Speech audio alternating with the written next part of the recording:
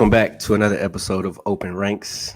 I am your host, Coop, and I'm here with my co-host, Henry, and we also have a special guest who I consider a brother of mine, Devin Cobbs. Good Devin, morning, how y'all. are you? I'm all right, What's man. going on? Nothing much. It's Good. it's an early morning, but it's all good. It's good to see you. It's good to see Yes, you. sir. Seems like Same we here. ain't been able to. Seems like we ain't been able to talk or chat in like 8 months, bro. Like being on different shifts and shit. It's I know crazy. you've been traveling, man. I've been here, just kind of holding down the fort while you outside. So I Hey man, I appreciate that. I appreciate that. Devin and I share the same unit and have developed a brother-like friendship over the last few years. And I can't think of how many times we have shared laughs or stories and memories over the last few years. It's been great.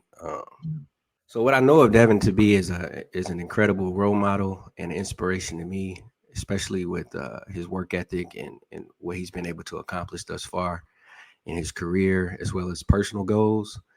To name a few, to me is that's big as real estate. He's getting ready to graduate school here in a few weeks. He's bilingual. He speaks Spanish as well.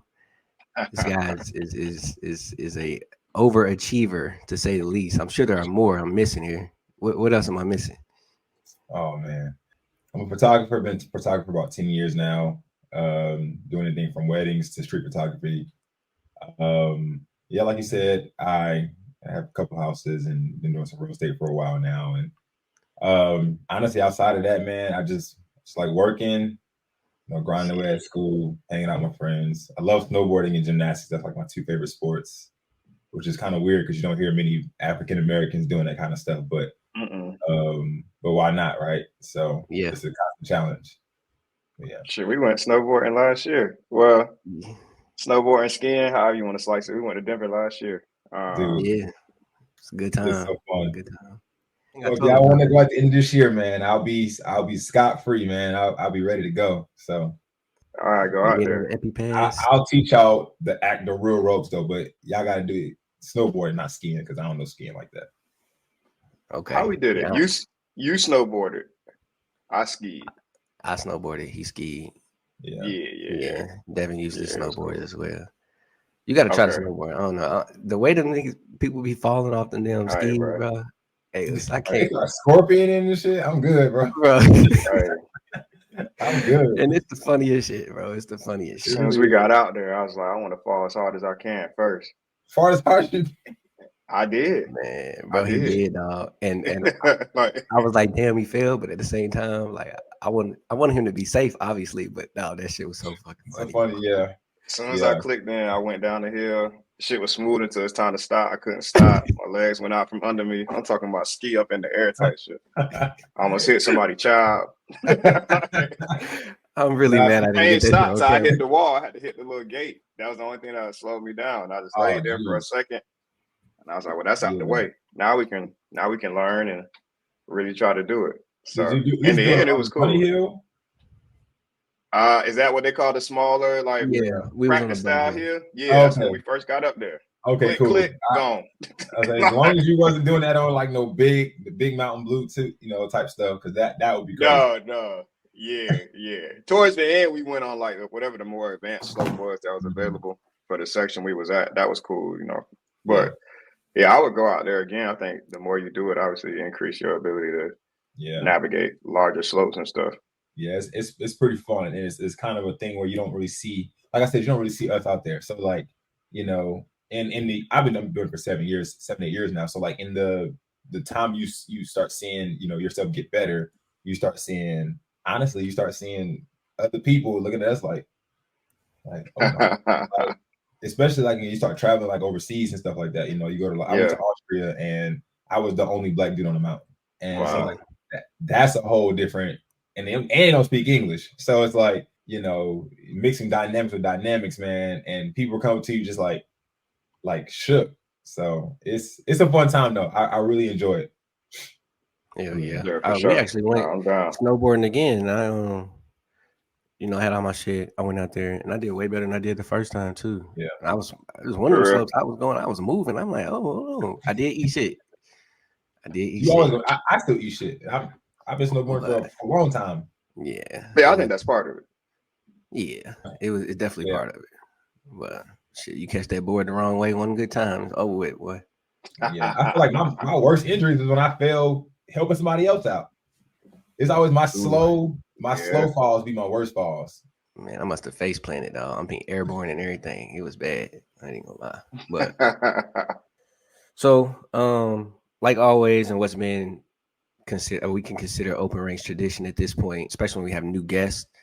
We like to start off by asking them, to state who they are, where they're from, and why they joined the military. So, if you don't mind. Okay. Good morning, everyone. My name is Devin. I'm 27. I am originally from New Orleans, Louisiana. I grew up in Atlanta, Georgia. So I'm a little Southern boy. Why did I join the military? To be honest with you, and I'm not even going to sugarcoat, it was at a point where I didn't have my own choice and my own decisions when it comes to like college and my life, because I didn't do as well as I needed to in high school. And because other people were playing for my school, they kind of was restricting me on the things that I really wanted to do. And so I was like, well, I don't need y'all like that. I can figure it out. I still need my family and my friends and whatnot, but I don't need y'all to like direct my path to my life. So I decided to join because my grandfather always told me these crazy stories, and I wanted to be a part of that. Just not, getting shot, but all the other stuff. Mm-hmm. So Right. that's why I joined. What branch is your grandfather in? He was in the Air Force as well. Oh, word. Okay. Yeah. But he must have been doing a more intense career field. It He sounds like was in, he'll gladly tell you, I was back in now. So he would have gladly told you that, and he had stories for days. So it was kind of interesting. Okay. Hell yeah. Word. That's not too bad. What's your current AFC now? How you been enjoying that? I'm a crew chief. I work on planes. I've been doing that almost 8 years now. June makes 8 years of being an actual mechanic. And do I enjoy it? Hell no. To be honest with you, I just feel like the things that I want in life are going to require work. So in order for me to get to those things and ask of those things from other people for their help and support, I have to do my part and do my job. On top of that, on a real note, I don't want people to die, because you do bad maintenance, people can't die. And I don't want that on my hands. And that might sound selfish, but I don't want that on my hands. Yeah, facts. No, I was gonna say I don't think everybody who works in maintenance. I don't think everybody goes to work with that approach as far as understanding what's at risk, what's at stake when it comes to how you approach your job. Like Coop and I met obviously in Charleston. He was crew chief there. I was non-destructive inspection, so we crossed paths. And I remember working in a lab with some people who would just, I won't obviously say any names, but when I first got there, like A1C shit, they would just, if we got some parts in and they didn't feel like doing it, they just spray some water on them and walk, and that's it. Because at least it looked like it's done. You dig what I'm saying? And so, obviously, you say the right things to the right supervisors, but culturally, it's important to have people there who want to do the work and understand the risk associated. So I'm glad you said that. That's a shout out to anybody in maintenance. Exactly. Yeah. I this ain't an easy job. The job can be very taxing. It's you're in all weathers. You're not. It's not the best conditions at all. Even deployment stops sometimes. You're not in the best conditions. But at the same time, like that if you did your job, that's all satisfaction you should need. And then also like family and friends. Like your coworkers are your family, even if you don't like them. You at work with them. So like the better you do with understanding each other and understanding the job, like it just makes the time much more enjoyable. Mm-hmm. Yeah, for sure. Okay, you was on 130s, right? I was on C-130s. Yeah. Okay. You ever deployed? No, I never deployed. My unit was a training unit, so I never had that opportunity. I wish, man. I hear all the cool horror stories, and I'm like, man, I wish I did. Hell no. We was on here with Laisha last episode, a friend of ours who also from New Orleans, and she was in security forces though, so she deployed 2 or 3 times, and she was trying to sell us on why somebody should want to go out there. And by the time we got done listening to all the horror stories, She said, well, y'all right, but don't say it like that because when you get back, right? When you get back, you get to say everything that you accomplished and what you got over. Right. And I was like, yeah, I'm glad in the time that I was in, I managed to kind of avoid that. I only got picked one time and they took me off of it. So I was cool with it. Oh no, Well, I Take ain't us even through know. the I'm low key money motivated too, though. So like, it's one of those things where the money is good. you talking about tax free for how long? I ain't gotta pay, and I gotta pay no bills. I can call the company and say like, hey, according to the SCRA, I don't have to pay bills while I'm gone. So what? Yeah. Yes, sir. Yeah. 100%. That is a part I overlooked a little bit. I will say that. For sure. But I just can't get over them 12-hour shifts 6 days a week. That's 120 degrees. That's rough. You're right, but I think of it as like you have no other responsibility. Yeah, true. You just chilling. Like you just gotta go to work and do that. Literally, that's it. There's no. You ain't got it. You know, if you want to do school, you can do school. You ain't got to worry about no programs. You ain't got to worry about no extracurricular stuff. You go to the gym, go to work, eat, go to sleep. That's it. Yeah, I think that's definitely a plus if you single though, like, and you ain't got no kids. That's a different thing. Well, I'm single and I ain't got no kids, so that works. You know what I mean? Shout out to it. You said you grew up in Atlanta. You did your MEPS and recruitment process through Atlanta? I did. Yeah, I did. How was that? It was actually all right. My original recruiter wasn't hitting me up and answering me back. And I was like, all right, don't worry about it. I'll find somebody to do it for me. And then so I hit up my, I guess his boss. I didn't know who it was. I just hit up somebody. I called somebody and they come to find out it was his senior. And he was like, oh, don't worry. If you don't call you by Tuesday morning, we'll find you another recruiter. And I was like, oh, okay. And then I'm 18 years old. I ain't thinking nothing. I was like, okay, cool. Thanks, They said, but like, he called Tuesday morning. Hey, yeah. And behind the scenes, he must have already been messing up. He had to be. Mm-hmm. But from there, like, I mean, I had no more issues with him. I had to. My process was a little different because when I was 17, I broke my leg. I broke my hip. Like, oh shit. And that you don't hear that from a 17-year-old. You hear that from 67-year-old. Yeah. I broke my hip when I was 17, so I had to show a lot of documentation that I was still good to run and do all my stuff. And I also have a lazy eye, so like I had to get a lot of that stuff cleared.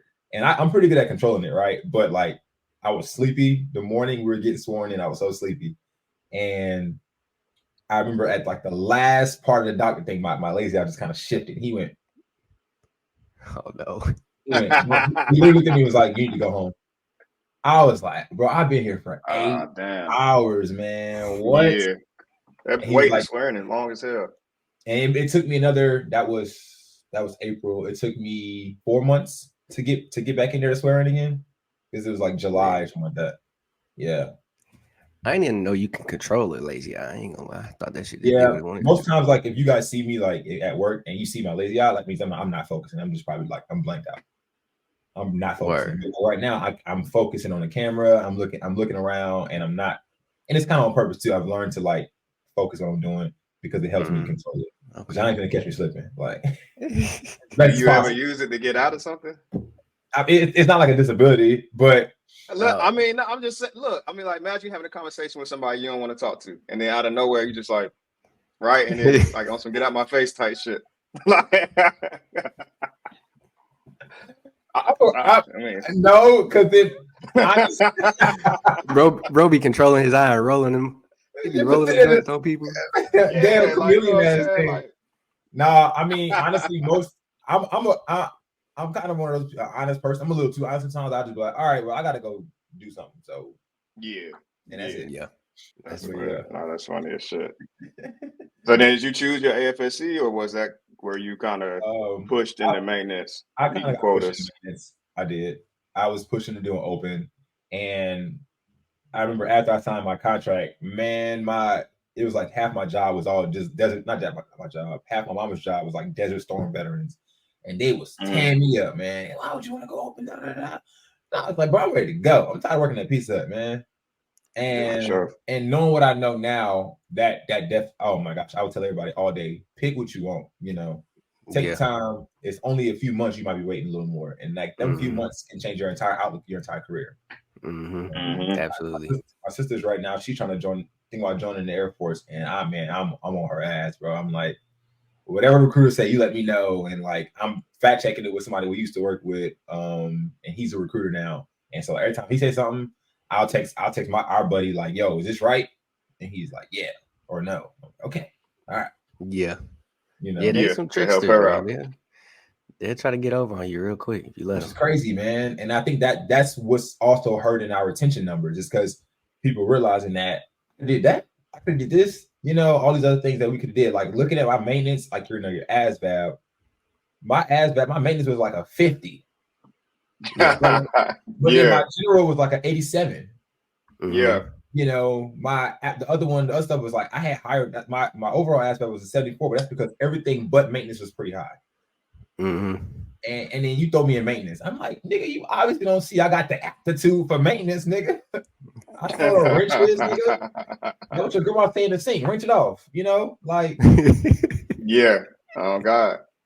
So, and then the retention is interesting because like it's the perfect setup. Like you said, you was working at Pizza Hut before you joined, right? So low key, you talk about everything that the Air Force come with as far as pay, consistent pay, opportunity to go to school. You talk about the real estate advantages and things like that exist. So then when you look at the whole of what you're getting, for most of us coming from, I know I was working at a restaurant, you was working at Pizza Hut, most of us working jobs where it's like, I'm already going to work and I don't love what I'm doing right now. You mean to tell me I can go do another job that I might not fully love, but it comes with all of this?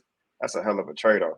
Right. That first contract go by like, it don't matter, I'm just working. And then that second contract, it's like you just not hitting to the age where you can start thinking about how you really feel about shit, what you really like. But by then, you know, you might have a car note, you might have a wife, you know, telling what you might have got yourself in by the time that second enlistment come. And now you got a real choice to make, like between the stuff that you real. You know, that aspect. That's very it's real. tough. It's really tough, man. Now you stuck. Now you stuck. And right? I mean, and not to like make it too much crazy, but like I'm kind of dealing with that in a way right now because I have some opportunities coming up when I'm applying for. But if I don't get the opportunities, I might have to get out. And I'm like, Devin, can we get out though? You know? Yeah. You know? And I am set up in a position to where I can, but also not. Like I would have to make some hard decisions, you know, because this lifestyle with consistency come with consistent pay, come with consistent everything else. So you're not worried about paycheck to paycheck because you could literally just be like, don't worry about it, I get paid in 2 weeks. It's coming. It's coming. It's coming. Yeah. Like I ain't gotta think about it. It's gonna be there. When you a civilian, that shit may not come, you know. Yeah, 100%. Exactly. So like, I shouldn't buy this, but I can. It's coming. Like it don't even matter. I bought my graduation shoes the other day, man. And go ahead. What you got? What you pick up? What shoes you got? You might as well. We like shoes too. Some Tom Fords. Ooh, that boy spent the bag. That boy went stupid on them. Oh my gosh. How much that was? I don't know if I like shoes that much. No, it's just funny. How much? Ballpark. You ain't got to tell all you did. Ballpark. About $1,000. Okay. Thanks. Ooh. Ain't that bad, cool. That ain't no bad. Ain't that bad. Look, a couple Louis Vuitton trainers. Ain't that bad. I'm gonna blame. If my mom ever see this video, I'm blaming her because I'm an enabler. She an enabler. You put them two together, we gonna buy it. She can't call it. Mom, should I like these? Yeah. No, she was with me.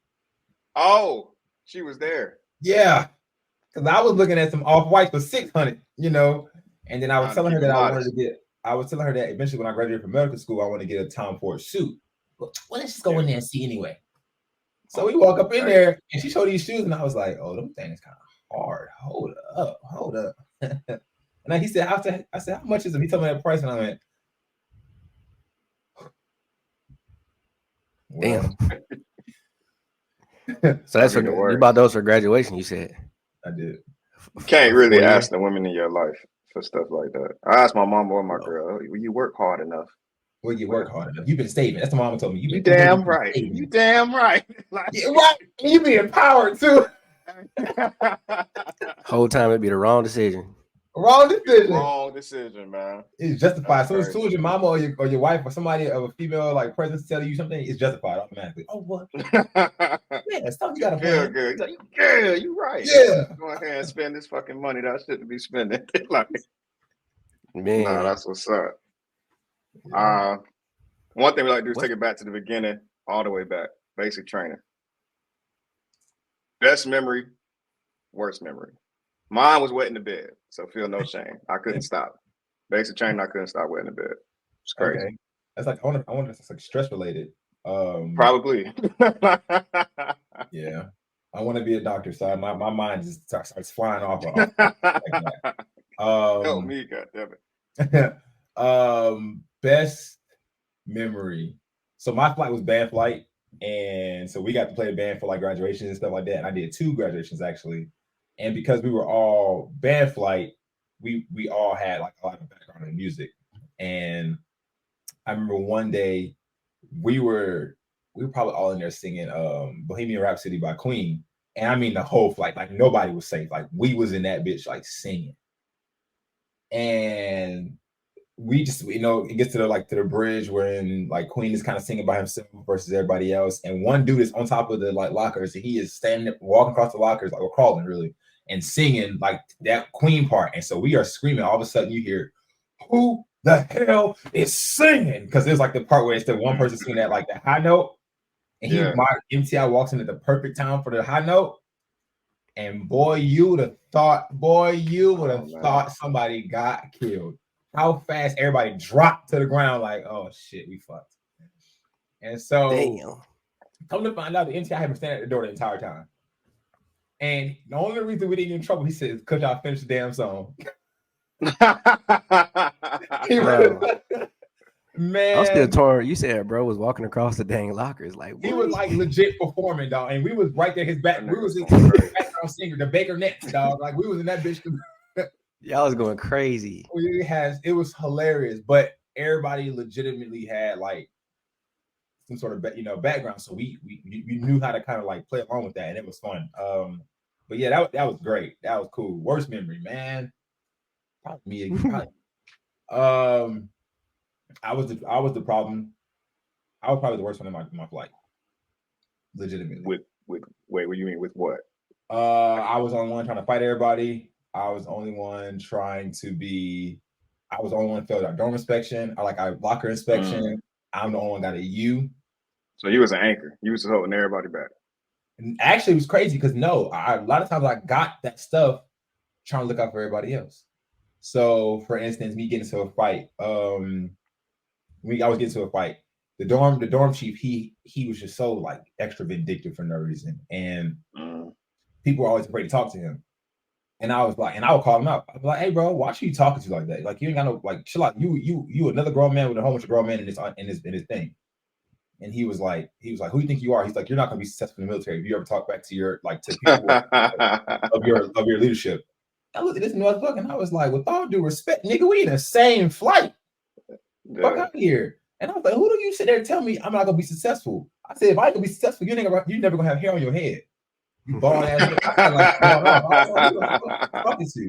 And then he starts bugging him. I was like, bro, I don't give a fuck about this shit. And the way I just came out of like a crazy situation out of before basic, like, bro, I don't give a fuck about none of this shit. Like, what's up? We had a fight happen. That's happened multiple times where people were like, one dude didn't have EC duty, and he had EC duty, and I woke him up. I was like, hey, bro, wake up. And he was like, no. Hey, bro, I'm trying to be quiet right now. Wake up. He was like, I'm sick. I literally stood on top of the fucking locker, started banging on the fucking lockers. I was like, if you don't want to fucking get his ass up, everybody getting their ass up. How about that? That's crazy. And it was like, bro, who the fuck? They looked at me like, who the fuck is this dude, bro? And I'm like, look, man. At the end of the day, and it pissed me off so much because I'm the one got in trouble for it all the time. But it was like one thing about me, I stand firm on team. If the team ain't working well, the mission ain't getting done. Nothing ain't getting done. Fuck what if it is the mission or not, it ain't getting done. And so I was the one calling everybody out all the time, but I was the problem child because of it. And people always had issues with me, but people who knew where I was coming from, it was either loved or hated.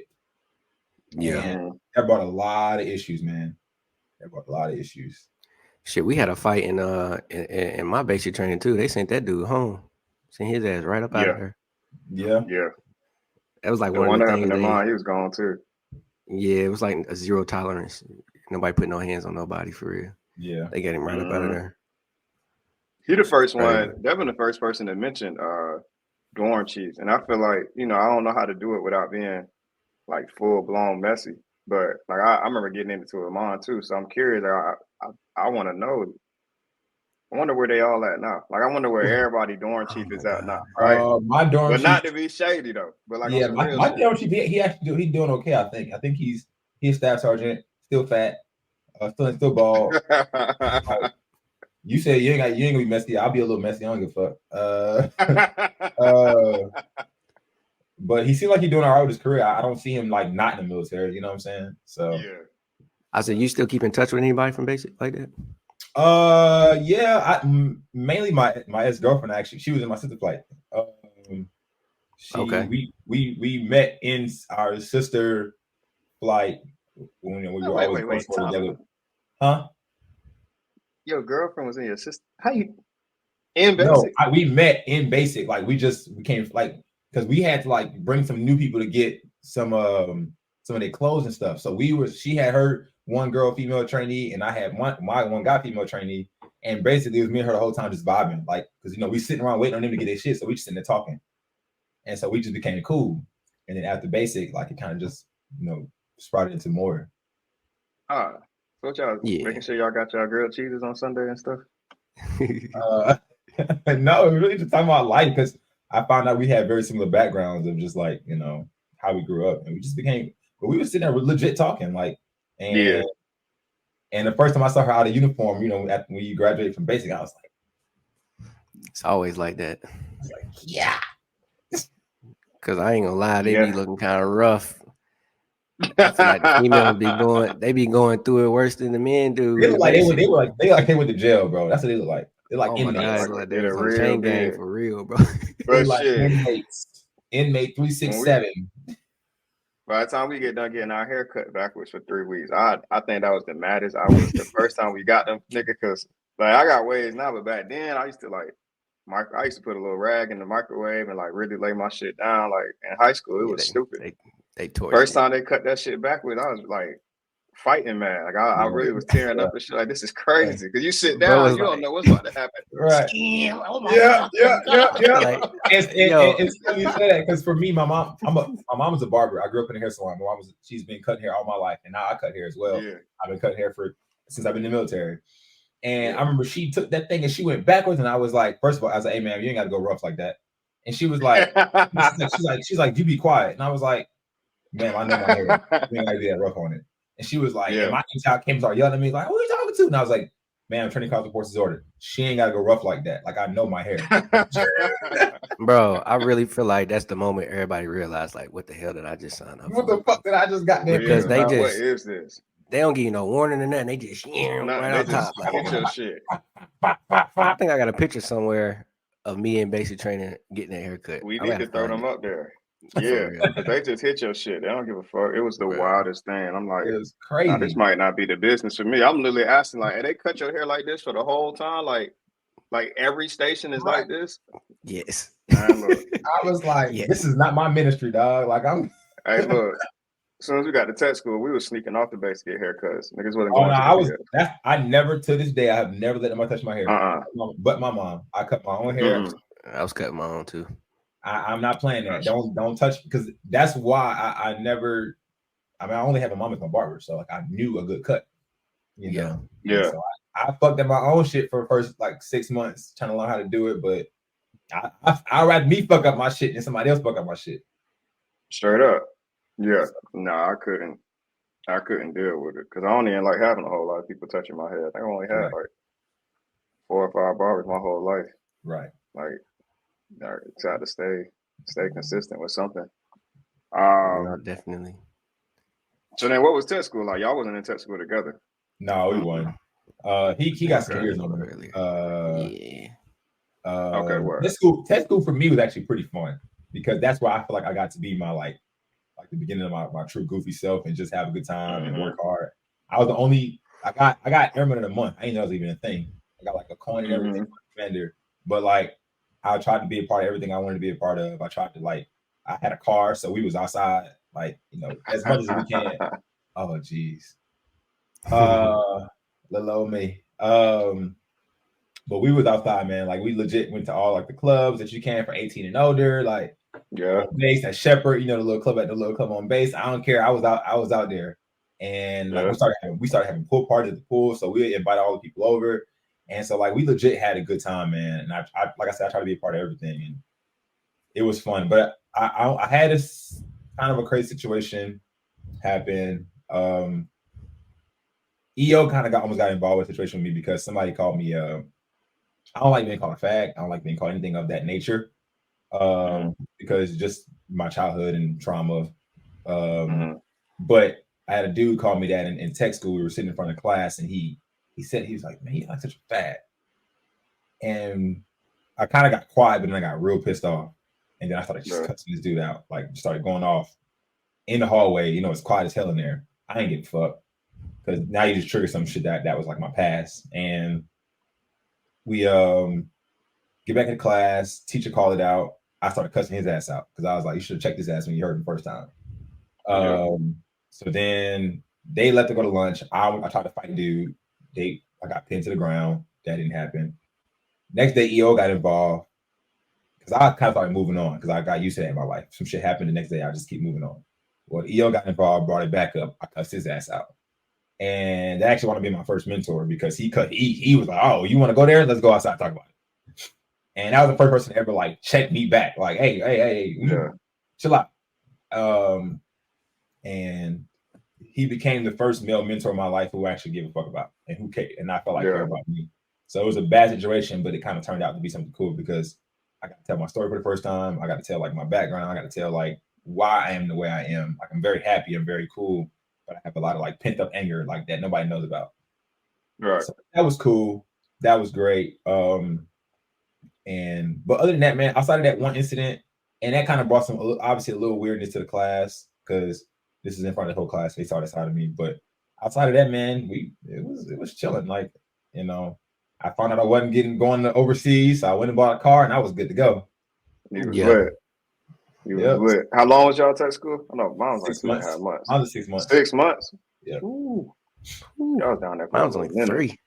Yep, I was down 3? there for 6 months. I got there in February, left there in June, and went to left in May, and I went to Little Rock for a month in for like secondary training. Yeah. Arkansas. I don't know many people that have been stationed there. One thing I've heard about being stationed there, y'all still get briefed about.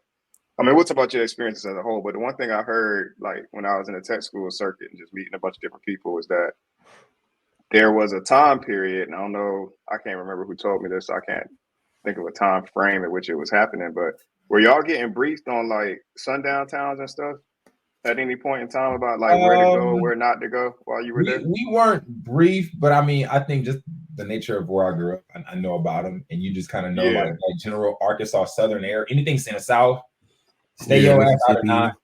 Yeah, you kind of know where to avoid. I think we only went to one city that was kind of like sketchy, but that's only because we went cliff jumping, you know.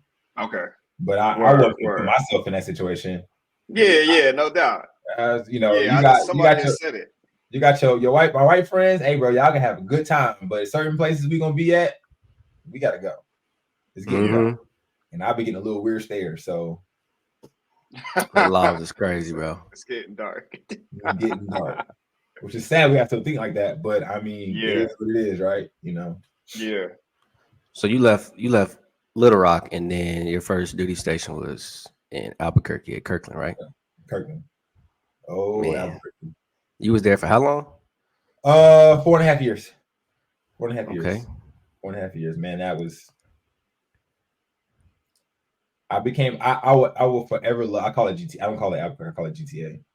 I will forever love GTA. Short for Grand Theft Auto. Yeah. The video game. Damn. Oh, okay. Well. Yeah, I assumed that, right? But context. Why?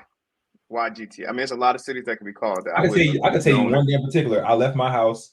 I left the house. I stopped at the stop sign. I looked down. It was a heroin needle. I left to go downtown to down Central. It was a guy shooting up heroin on the side of the street. And my boy looked content. Not even gonna lie to you. He looked like he was like, finally, we here.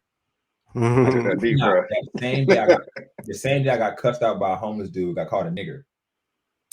And because my car got booted. And I was like paying the dude, and he was like, and the homeless dude came to me, he was like, "Hey man, you got money for me?" And I was like, "No, you got money for me? I need like $80 right now for this boot." And he was like, "What? Fuck you, fucking nigger." And I was like, and I looked at him and I was like, and I'm goofy. I'm too goofy. I don't like fighting, so I'm goofy. I'm like, "You're right.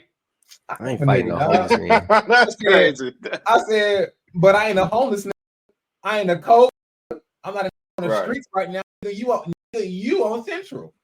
Oh Lord. I'm about to take my ass in my heated car to my heated house. Where the fuck you finna be at? Oh, okay, I thought so. Damn, this made him feel bad. Hit him with a whole freestyle. Get up out of there. I ain't fighting no homeless dude. No crackhead. They will win. They got nothing to lose. Definitely not no crackhead. But it was one of the things where it's like, that happened so much, man. Albuquerque is a crazy, like outside the base, man. At night, when we're running on base, you hear them shooting every night. Every night they shoot.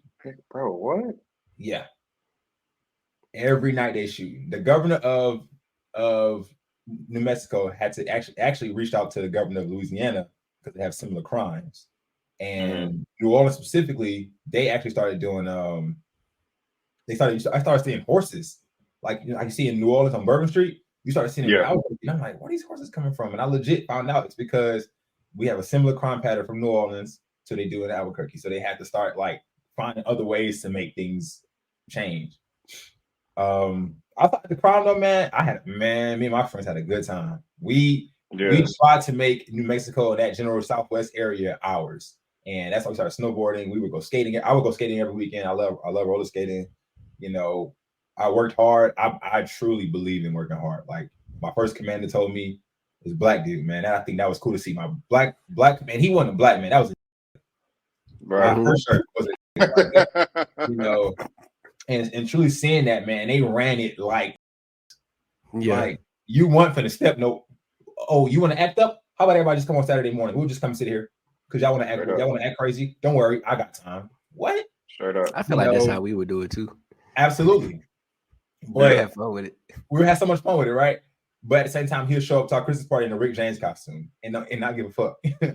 That's crazy. Oh, he was crazy, But his advice to me was never give them a reason to tell you no. And I probably took it a little bit too much to heart, but I took it to heart, and I still stand on that. I work that way every day to this day. Never give them a reason to tell you no. If they tell you no, he said, figure out why. If they can't tell you why, and if it's something based off your race and your skin color, then you didn't want the job. Yeah. It's important to be able to find people like that in your career. I'll always give a lot of praise to Tech Sergeant Jack. Not at the commander level. When I first got there, she was in charge of our shop, and she ran that shit the same way. And as hard as she was, it was something familiar about her style and her approach. Right. And stuff like that. It just helps to remind you that at every level, there's room for you to exist and kind of be yourself. And be funny and be witty, but still take control of a room. Like, nobody played with her in that whole building. As witty and clever and obnoxious as she was, she gained a lot of respect. And it sounded like your commander was the same way. So as few of us as there are at times, it's important to cross paths with those people. Yeah.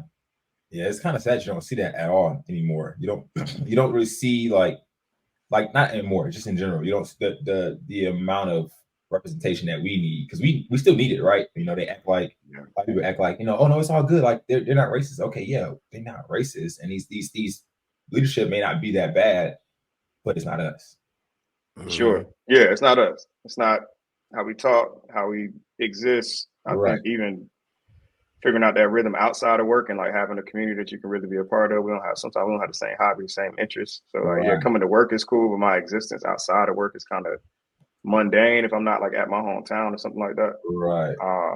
So there's a bigger picture for sure. That kind of gets missed. I know to stay the fuck away from Albuquerque. I wasn't going before. I'm not going now. Yeah. It was a beautiful city, man. Like the mountain was beautiful. The mountain was beautiful. I mean, and having that in the background, like anywhere in the city, you see the mountain in the background. That was gorgeous. You know. Yeah. Sunsets. They're the best sunsets in this entire country. I'm sorry, ain't nobody touching it. Because you got the mountain faced the sun at night, and so the mountain turned orange, like an orange color. And then if it's like cloudy, then the clouds be like pink and orange and purple. And man, it was absolutely gorgeous. And this was every day. It's every day. Wow. So that you can see it from the flight line. Oh yeah, the flight line is direct. Like the flight line is right next to the mountain, essentially. But like anywhere in the city, you will see it.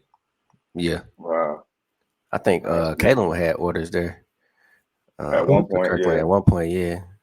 Henry was like, I'm not going to Albuquerque to visit. I'm like, bro, you gotta go see him, bro. He first time back in the States. I go see you in Texas, bro. I ain't going there. Gotta listen. But at the same time, like if it was snowboarding season, I would say go. Because like there's mountains that are like 2 hours away from Albuquerque that were free for military. Yeah. So you just said something with that. That's something that I take into strong consideration. You know. And then what was work like? Early beginnings of just work, upgrade training. Truly, it was pretty easy. I came in kind of thinking I was a hot shot, and I got that knocked down pretty fast, which is I needed that, right? Yeah, you need that always. And it actually one of the guys who called me out wanted to be one of my best friends, man, because he said, "Who do you think you are, dude? Like you brand new. We don't even barely know your name." And I'm a goofy. I'm like, bro, you can read it right here. Like it's that simple. He was like, but at the same time, like looking back on it, he was like, I'm glad your energy never changed. He's like, that's the one thing I always thought about. You know, my mom always says like, if you can change a room, change a room. You know, and for the positive at least. And so I went to work every day, bro. I had fun. I'm gonna dance. Yeah. I'm gonna joke around. I'm gonna laugh.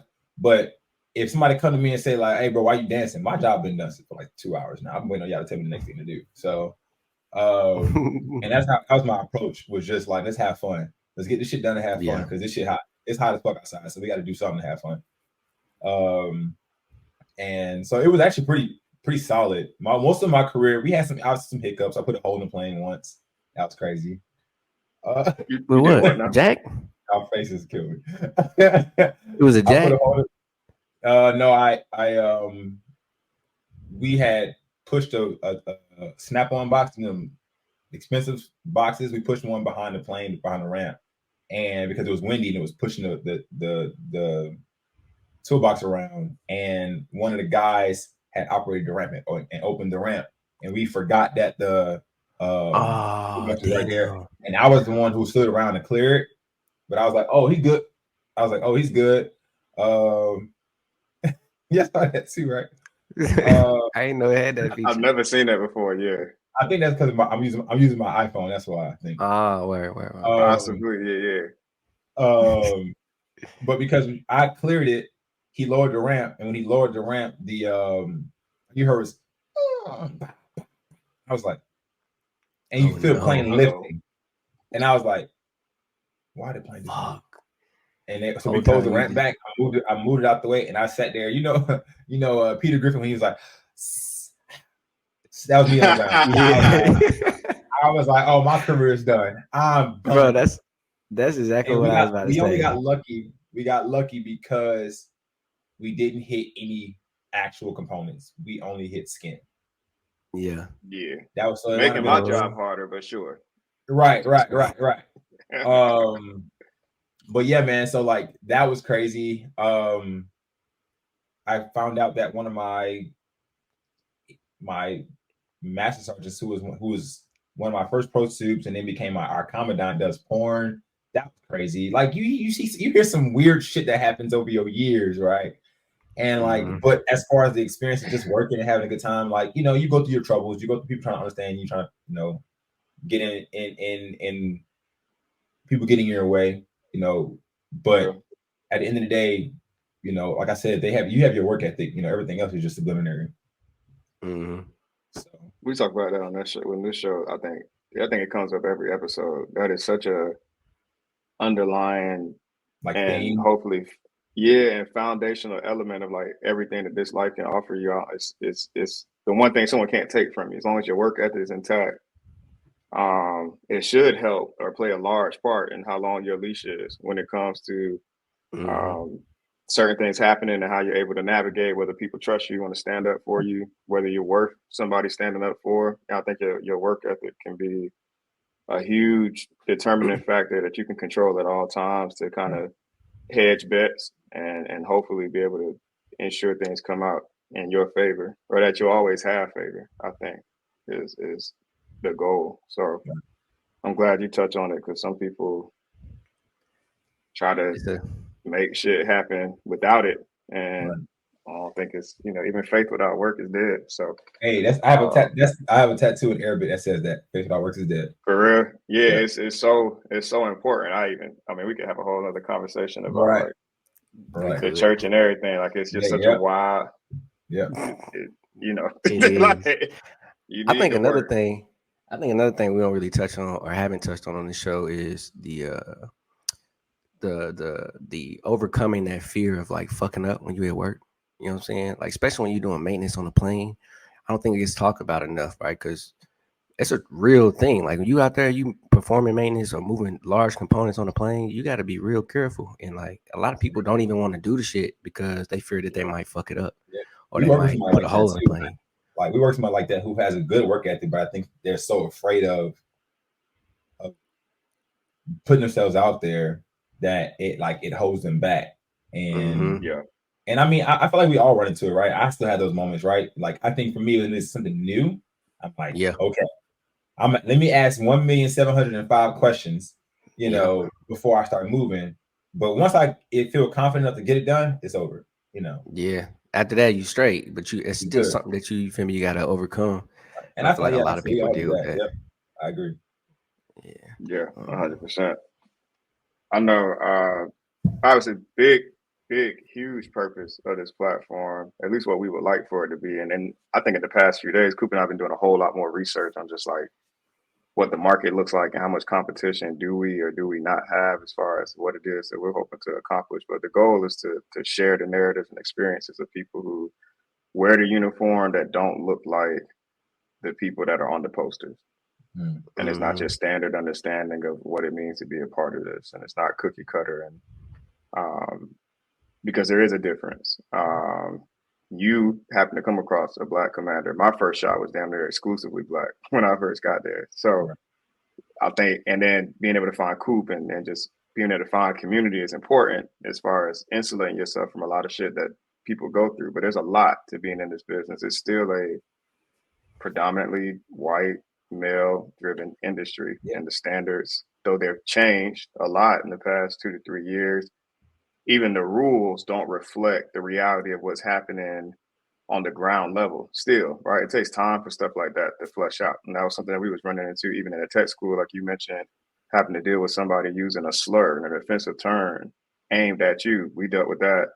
Not as much maybe on the peer level, especially in the classroom setting. It seemed as if people at least faked it till they make it and was able to understand each other a lot better. But we had an instructor that we had to get fired straight up, right? Because he would say offensive things to people who walked and carried maybe a different sexual orientation than him, or definitely the females. I worked at a Navy tech school, and this guy was prior Navy. And so his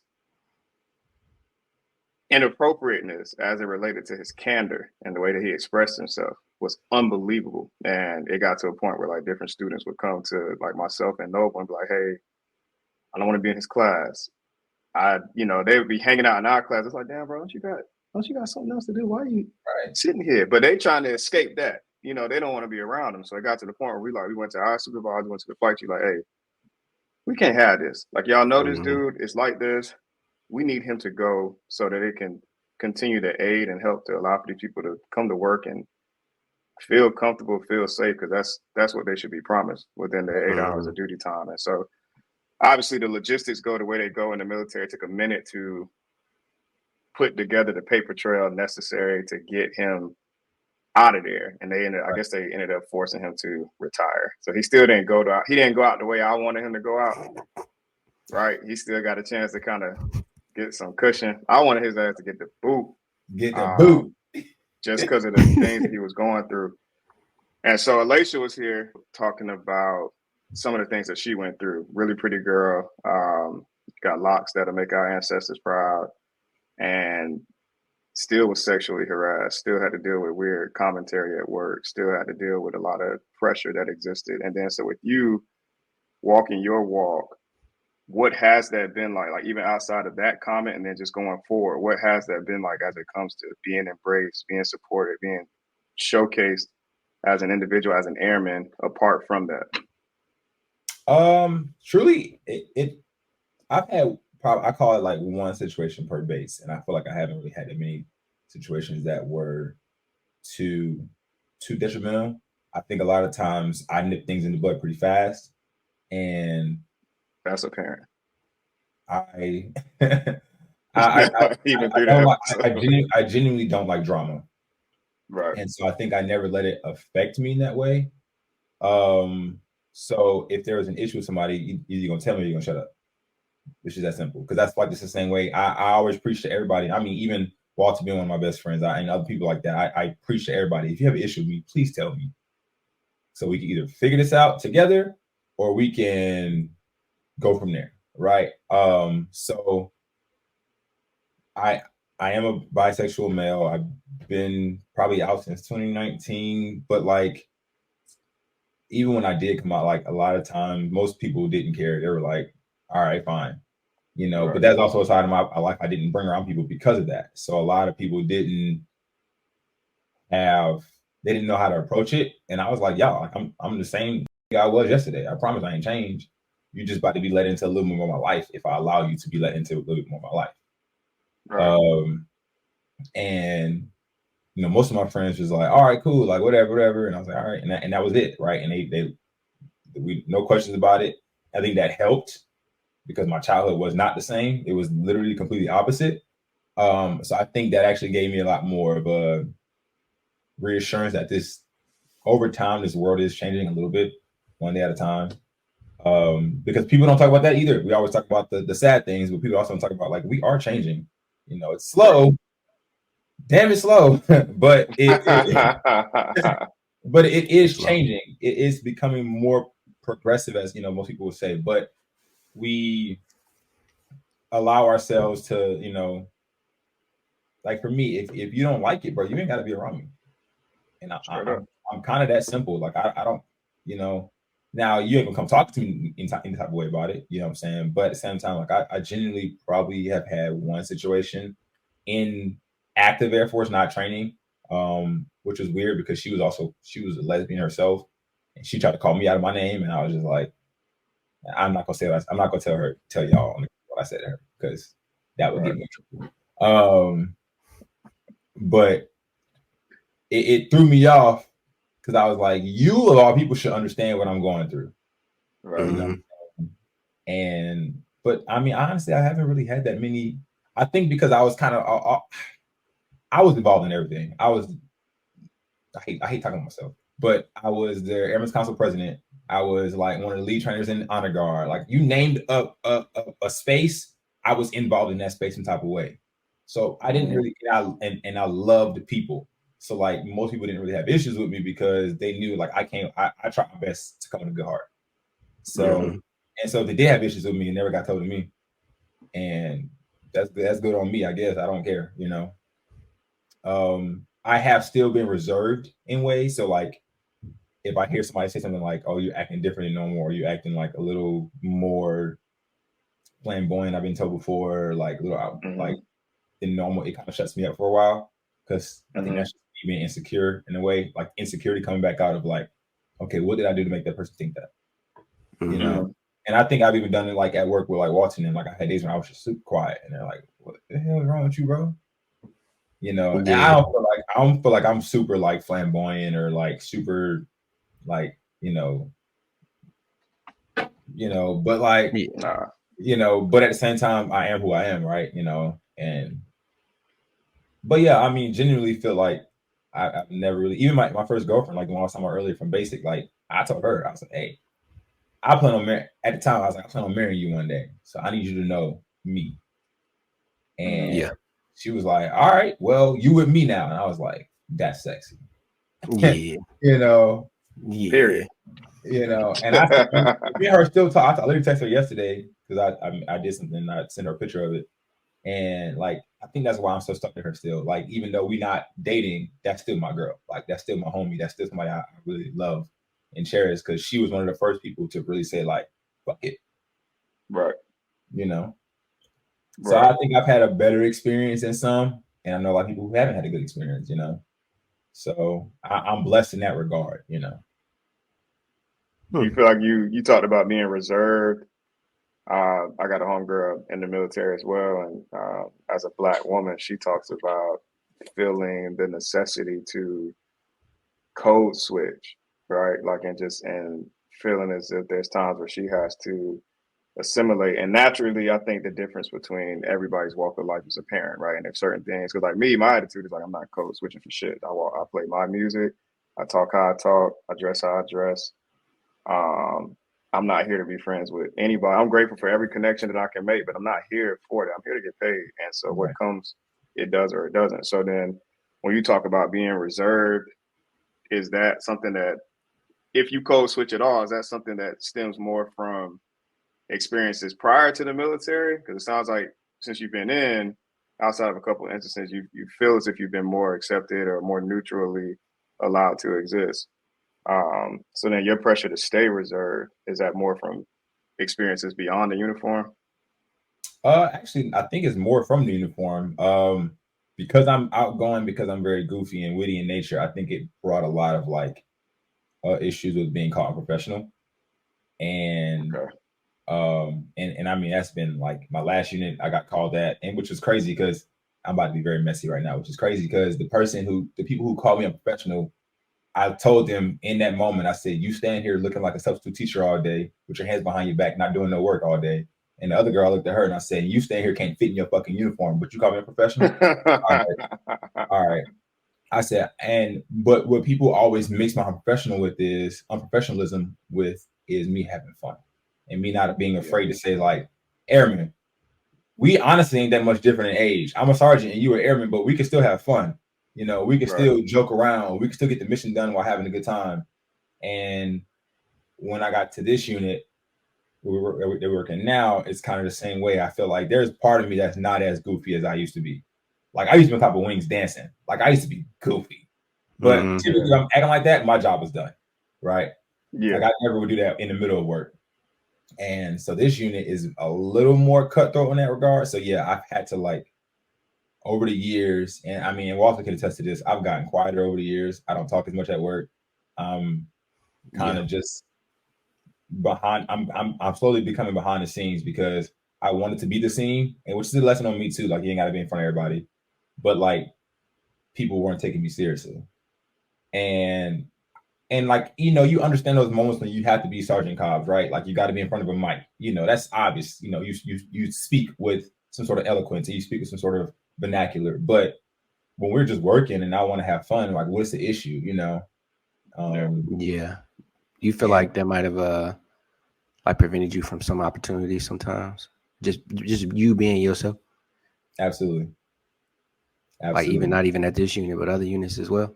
Last unit, not as much. My last unit, they allowed me to be a little bit more myself, mainly because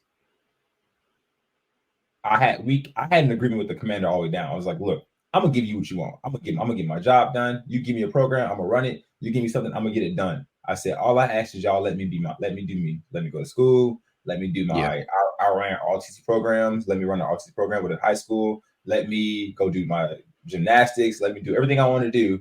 When it's time for me to be at work, I'm at work. And this unit, man, Yeah, this unit is the total opposite. Where it was like, you know, they hear the things I want to do and they think I'm not loyal to the unit. Man, like, that's the worst. Yeah. And it's that's not the case, you know, and that's something that I've been trying to fight for. I can't tell you how long, man. Like I've even asked them, like, hey, have I ever missed work because of my obligations? And they were like, well, no. Yeah. But that should tell you something right there. Yeah. You know? Yeah. So that's been this, I would say this current unit has definitely changed how I perceive the Air Force. And you made a good point. That first enlistment is a little less cared about. Like it's kind of like, all right. It fly by the wind, bro. It do. You know, you kind of look back at it like, all right, man, like I'm here to get paid. I'm about to be a veteran. I can get out if I want to afterwards. But then you do that second enlistment, man. And I do believe that if you do something twice, God don't, the second time I ain't gonna help you out as much. You can be like, all right, well, your turn. You know, yeah, the second time is definitely where you got to put your boots to the ground and like start figuring out what it is that you want, you know. And that's kind of where I'm at now. With like, all right, Devin, you know what? That's going to be the biggest thing is Devin, do what you want to do. And it's been hard because the things that I've wanted to do within this unit hasn't been happening, and it is kind of pushed down my confidence a little bit. But at the same time, like there are other things still happening in the same time, right? You know, like talking about, I'm still, you know, still doing photography, I'm still cutting hair, I'm still investing, I'm still going to school, and I'm telling myself this as we speak, like to say, like Devin, it's okay, you know. Yeah. Right. So, yeah. I will say the shortcomings that you may have experienced here at this unit, and we've talked about this before too. Like, just you know, it sucks because you just being yourself and people treating you a certain way. That shit ain't fair. And I try to bring light into the other things that you have going on in terms of like school, real estate, all these things. A lot of them they ain't even got that. You know what I mean? But they in the position of power to make certain, you know, influential moves within the unit. But like when you talk about all the shit that you got going on outside of that and your personal life, school, like I said, real estate, he's shitting on them, completely shitting on them. You know what I mean? Like all aspects, work ethic, all of it. You know what I mean? And that's one of those things I like to always bring up to you because although I see this bullshit, at the same time I see the brighter side of the story. Like when you get done with what you're doing, bro, you know what I mean? Like, come on, they not even gonna be shit. No. Yeah, like you know what I mean. So that's just a testament to you, you know, doing what you're supposed to do regardless, and not letting them hold you back. Because that the little shit that you can't get here at this unit is minute to the bigger picture for Devin Cobbs. You know what I mean? And that's like one of the things I just try to reiterate in times when you know feeling down or I see you not talking and you know we put go to the side and have a conversation and for sure. Yeah. Well, I appreciate it. Yeah, for sure. No, we talk about it all the time. You talk about it came up with. I mean, we had. I think as a collective whole, like in our other friend group, we was talking about it as it relates to Angel Reese and your Richard Shermans and go all the way back Dion, and you talking about, you know, this world is written and designed and the rules exist for cookie cutter people. Right. Come to work, dress the same, talk the same, do the same, be the same. It's not, you know, the military, I think, obviously exists in that more than most places, but all places feel as if that's safer. If I can get all of these people to come in and assimilate and be the same and do the same, right? Nobody really wants to do that, right? And there are people, I'd say God's chosen, that shine brighter and carry themselves differently and are more outspoken, more expressive, probably more in tune with themselves every year that passes and can't help but show that. It's entirely unfair how those people get treated and can be mishandled at times because you're running up across other people who are comfortable with their cookie cutter existence. So like, they don't know what the fuck would do with you except to label you as far apart from them as you, as from where they are, right? And so it sucks. It's entirely unfair. But the biggest thing that I always say, like even if I knew Andrews, I'd tell her like, carry your cross for all the ones that's going through it like you, because it's the burden of the chosen, right? Like I think it's incredible that somebody like Dion, like this nigga, I mean, bro was making rap videos at Florida State. You already know his coaches wasn't going for that. Right. You see them pictures of him pulling up to practice, 10, 15, 20 gold chains, jumping out of a two-door car. His coaches wasn't going for that. And so, but one thing that he did that you do is you damn good at your job. And Dion, one of the best to ever do it. And so I think it's just the beauty.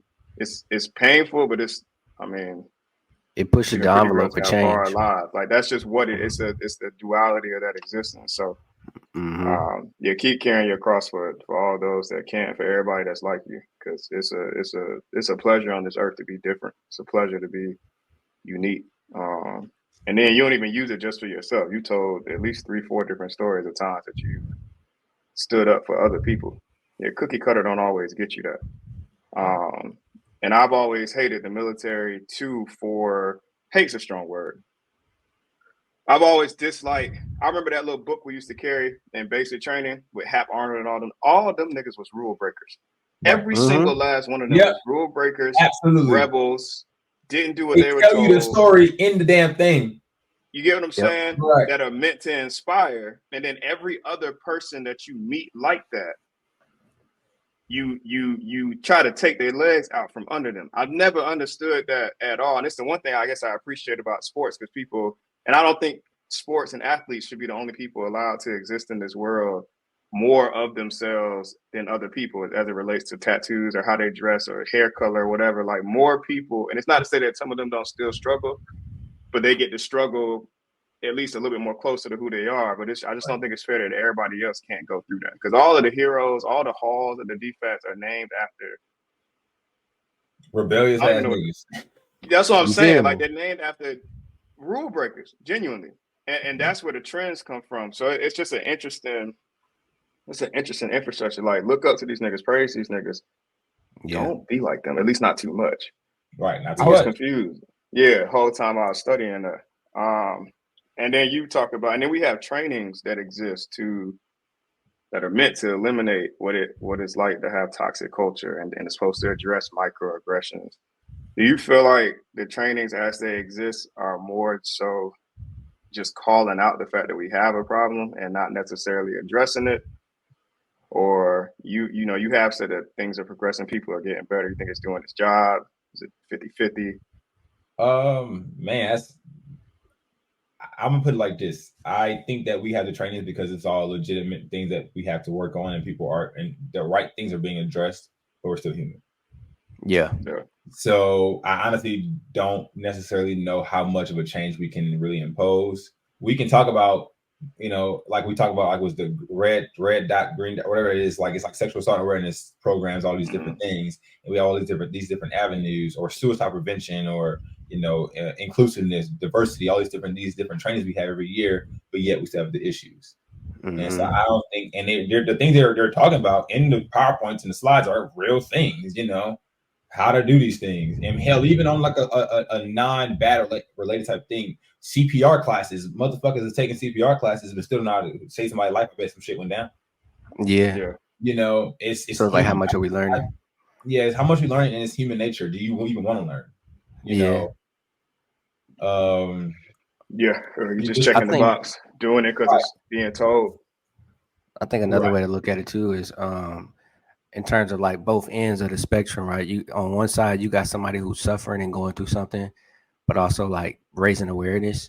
And then on the other end is like the outcome, like things got better or are starting to get better. In the middle is that person, as well as all the trainings and everything else that we're trying to do to better and get to the other side of that spectrum.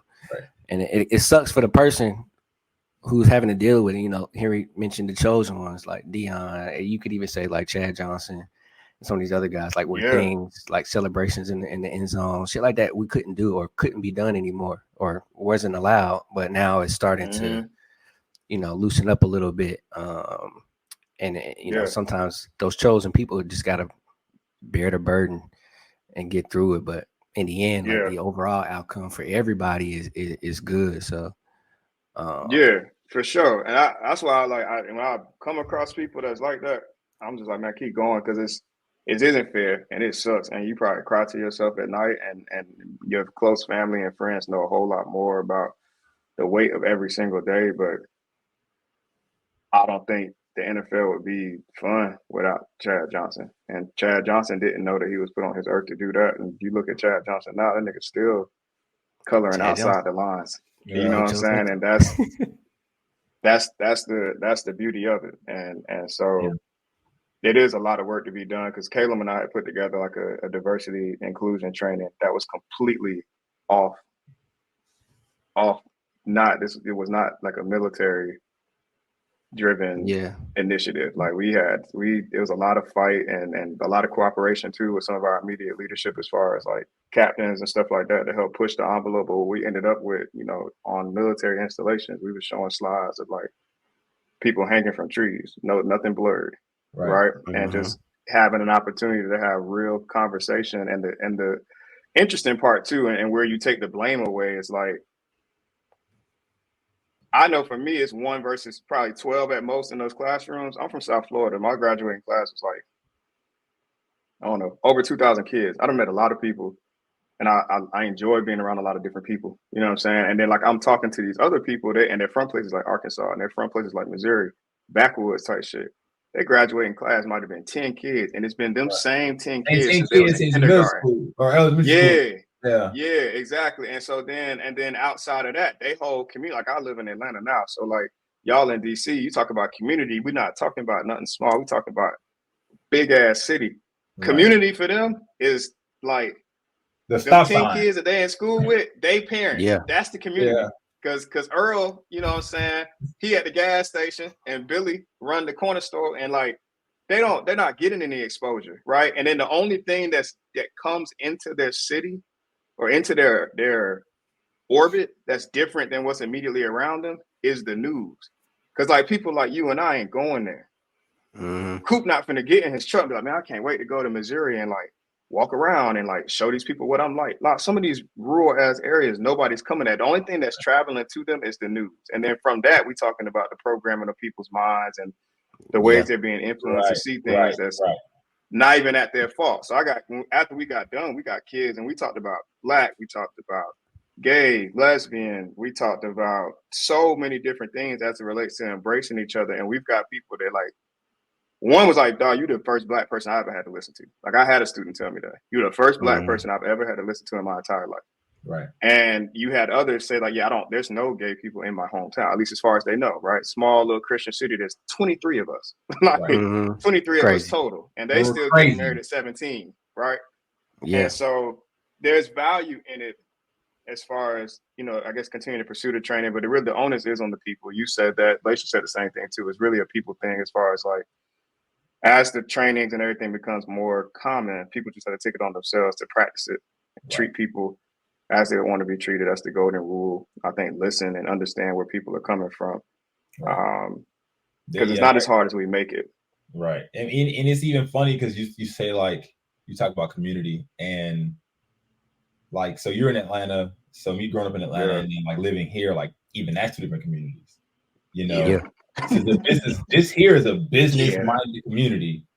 And if you ain't a part of that business, you kind of get shunned. Atlanta's a different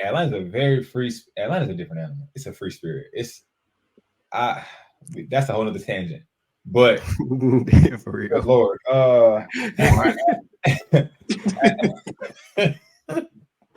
Man, what? Atlanta. If New York and DC had a baby, it was Atlanta.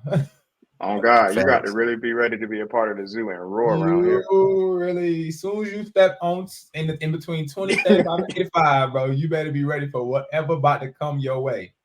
For sure. Facts. For sure. Facts. And so like, and that's another thing I think that brings a lot of my outgoingness is like, you see people who, like you said, come from small towns. I had a dude, my basic training flight, tell me that, before he met us, he was afraid of us. And I was like, what do you mean? He was like, y'all based off of what I saw on TV. And I saw, he saw, the shows that, and it's crazy how we were portrayed in TV shows as well. Like, we're always portrayed as like the sus people, right? Like it's always bad. Mm-hmm. And he was like, I only knew that. He said, I only saw the news. And I said, so, okay, what are your thoughts? And he was like, well, I mean, y'all cool. Like, and so at that point, I literally brought everybody into the day room. I was like, okay, we about to shut all this shit out right now. I brought everybody to the day room. And I was like, all right, we don't know each other. If you got some questions about whatever kind of stereotype you got questions about, we're gonna do the same. I don't give a fuck. Like, I don't care. Motherfuckers is asking us like, hey, do y'all really like fried chicken and watermelon? I was like, well, if it's in season, watermelon's for sure. Fried chicken year round, but you can't eat it all the time because that shit gonna be bad for your arteries about 20 years. We was legit answering questions. We asked them like that's the truth. Yeah, like y'all niggas get married at 17 years old to y'all distant cousin. And it was like, well, that's the nowhere ass. It was like, we ain't that bad, but we might get married at 17, 18 years old. Yeah. How was the outcome after that conversation? And bro, our flight was that's what I'm saying. Like, even though we still fought and had issues, and like we weren't perfect. Obviously, as a family, right? All families is dysfunctional in a way, but we legitimately like, man, we saw each other after like we saw each other in Beast Week, and we were hugging each other like, like because we get split in Beast Week, and like we saw each other in Beast Week, we were like my boy, what up, and so like man, that's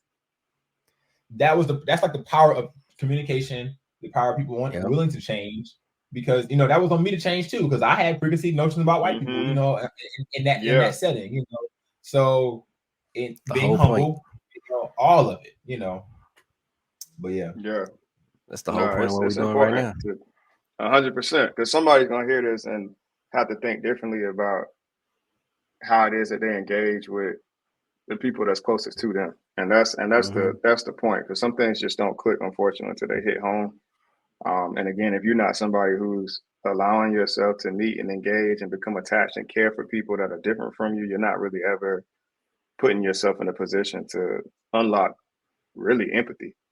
Right. I think everybody has capacity to be empathetic, on a spectrum. Right. And I think that the more you engage and interact with people who have struggles different from yours, the better you'll be at being able to do that. What would your challenge be to your coworkers to better be able to do that, or to people in general, if we go off the coworker topic?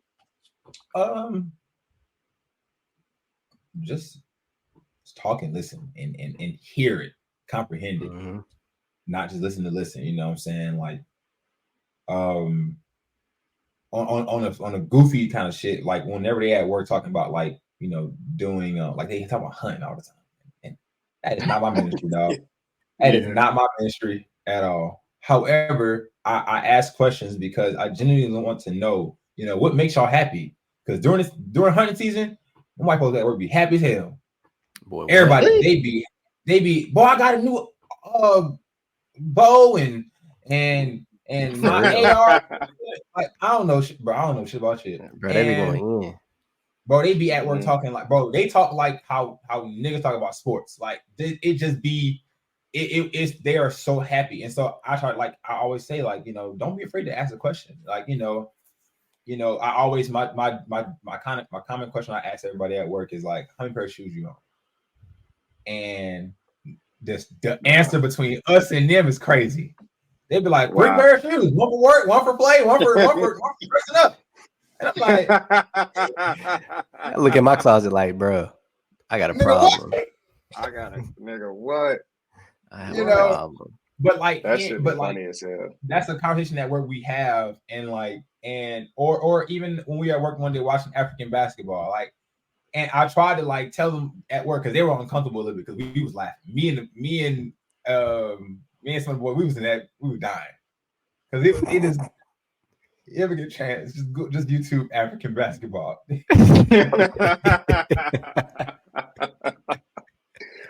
ain't never seen it, but I'm gonna do it. It's got to be hilarious. You gotta watch Sudan, because first of all, why they lighting they got the lighting dark as hell in that bitch, so you can't see the players, and we didn't know the team was sitting on the side. Wow. And they stood up, and I was like, oh shit.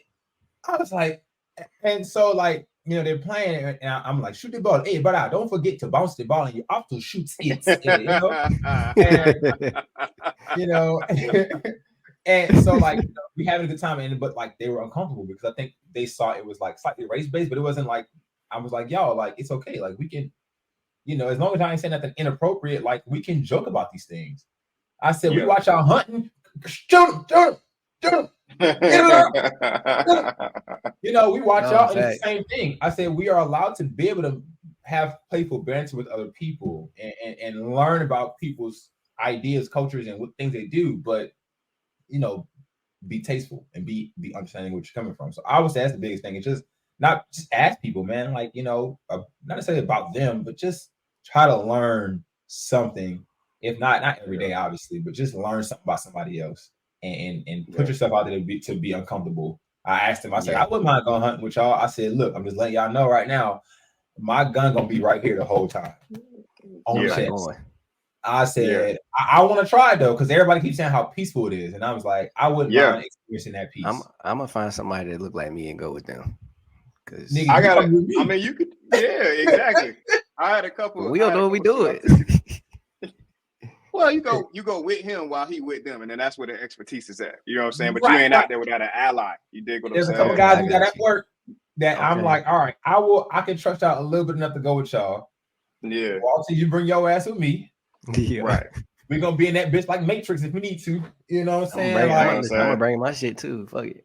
And they was like, well, what are you afraid of? I was like, lions, tigers, and bears. Oh my! I was like, I'm not playing with these niggas in this damn woods. Right. That. Yeah. No, 100%. I had some people that you get to talking about life. Like I had students watching Serena Williams and shit. I'm like, listen, I don't know what y'all do, but this is the type of shit that I like to do. And yeah, Siren Paul, we're gonna take you alligator hunting. I think you need that in your life. And I'm like, out in the swamp, like out there all day. I'm like, absolutely I'm not. good on it. I'm good on all that, night, brother. I'm a city life kind of guy. There's a lot to people to learn, and I was digging through obviously your Instagram, trying to figure out what topics do we want to bring up. You know, as we kind of get closer to wrapping this up. It's two things that are apparent. Fashion is strong for you, and then photography too. And so with fashion in mind, what are some of the themes and ideas that you explore when it comes to obviously just getting dressed? As simple as that, right? We obviously more shoes than our counterparts, but beyond that, what are you thinking about? What ideas are you looking to execute? Honestly, right now I'm kind of just in the place of like understanding palettes. So like, you know, what colors go with what, and not necessarily like, okay, everybody know black go with black, and you know, but how to, if I'm wearing, like every day I go to the closet, even today I'm going to church here soon, and in my mind I was already thinking like, all right, well, if I wear these khaki pants, like khaki pants is, you can wear anything with it, but how can I make it a palette? How can I make this go with that, and this go with that, this go with that? Common right now, working on my that's a little on me. I mean, I'll give you a common example. So for each one of those outfits, I can tell you what I was thinking. So the outfit on the left with my suit, that is, I like high-waisted because it kind of extenuates how like how long I am, because I feel like I look shorter on pictures.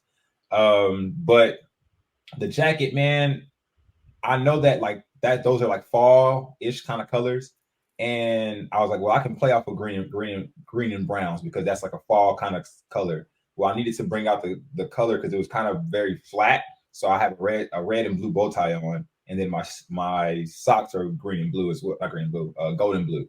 So just kind of like bring out the blue of some sort of like, because green and blue go together, but also green and blue go together, but also red and blue go together. All the different colors go together. So how can I make like, in this family of colors, how can I bring out the colors while still making it match? The one in the middle, that's a pretty standard outfit, white, red, and blue, you know, like, but my statement pieces were the oranges. So like, if you see my jacket has an orange in it, my hat had orange in it. So that's kind of a statement piece to like, hey, it's as simple as like understanding like, okay, your base layer, I think I'm a very plain person when it comes to my style. I just build well. So, and then like the one on the left, that's my favorite outfit. So like that to me was, okay, well, I'm in New York City, and in New York City, they dress a little more, not outlandish, but out there. So I found this shirt on ASOS that like was really cool. And it has like, and since I love speaking Spanish, it has like how much like Spanish all over it. And I literally have all the colors that's inside of that shirt. I have it on in different ways. So the goal was to kind of like, that was like my theme of New York. Theme is very busy, but also very simple, because New York is very busy, but it's still kind of simple. You know exactly what it is. That's the outfit was. Mm-hmm. And so everything is kind of like based off of what I'm going to today. So like if I'm going to a photo shoot later on, and that's another thing, if you look at all the backgrounds, they tend to be bigger backgrounds. My photography kind of side of it is like it's almost like, Devin, I'm standing in front of this. I'm saying I'm here, you know, versus being in front of a studio picture. Like those are cool, but I like backgrounds more because you get to see like city side of things, and you get to see like real life. You know, life is still happening behind you. You know, But yeah, that's pretty much it. My photos when it comes to that kind of stuff is pretty. My photos, but my fashion is kind of standard, and it's just simple with build like some sort of statement piece. Every outfit has a statement piece. Every outfit has something that says like the first outfit was my shoes. There's some like they're like gold sparkle. John Baby's house. Tell them about it. That shit sounds expensive. Tell them about it. I know about Veritas. Tell them about it. Yeah. Tell them about it. So it was fire. Yeah. No, I think New York is just. I think everybody needs to go just for that reason. Because the one thing I get tired of being in Atlanta is like everybody dress for everybody else. Like the shit they put on is like for everybody else to see that I have this. Like look at what I got on. And that's like in New York, it's like I'm dressing for me. Right. And everybody, you'll see a girl on the subway with a Chanel bag. You'll see a nigga walking on the side of the road with like some rare Dunks, some rare Air Maxes or whatever. But it's like, this is for me. It's casual. It's comfortable. I do this every day. Like this is not showboaty. Yep. You know what I'm saying? This is me. And they'll pair it with some shit they might have found thrifting or, you know, there's so many different shops up there. They really mixing and matching and playing. And I'm like, I love and they have fun with it. Man, what? And sometimes it can be a little outlandish. Like I got some friends at NYU, New York University, and some of the things they put together, I said, well, that's your look. Yeah. I know I get tired of the Amiri Power Rangers in Atlanta. Oh my God! Don't get me started. and honestly, I still deal with that. I still suffer from that in a way because I did grow up in Atlanta, and so some things I do wear are the idea of like, look at what I got on. But my caveat to that is that stuff is typically my most subdued things. So I got some designer stuff, but most of my designer stuff is pretty simple. Yeah, might not know what it is. You ain't got to know what it is. So that way it kind of comes off as like, look at what I got on, but you really don't know what I got on. Right. I actually watched a video on some people in New York. It's like this dude just walking around asking people what they had on, and a lot of the people, like more than not, they were like, "Yeah, I did this. This whole outfit is thrifted." You know, and he would ask them how much it cost. They'd be like, "I might have spent $100 on the whole outfit." You know what I'm saying? Because they thrifted the whole thing, but they was clean. But it was like on some unique. Definitely not trying to look good for nobody else. Just something that they wanted to do, and they was having fun with it. So you talk about like New York and DC having a baby and then having Atlanta, like, and now that you've lived in Atlanta and living in DC, it's kind of like you getting the touch of one of the parents and spreading out. And then, you know, you've been in New York a few times too. So you can definitely see it, and the outfits be fire, bro. The outfits be clean. That was just some of the pictures off it, bro. Instagram. Of course, we gonna throw his tag up here somewhere so you can get some new followers, but still, bro, be clean out there. Yeah. Are there any celebrity or athlete, you know, fashion forward people that you look at from time to time for inspiration or?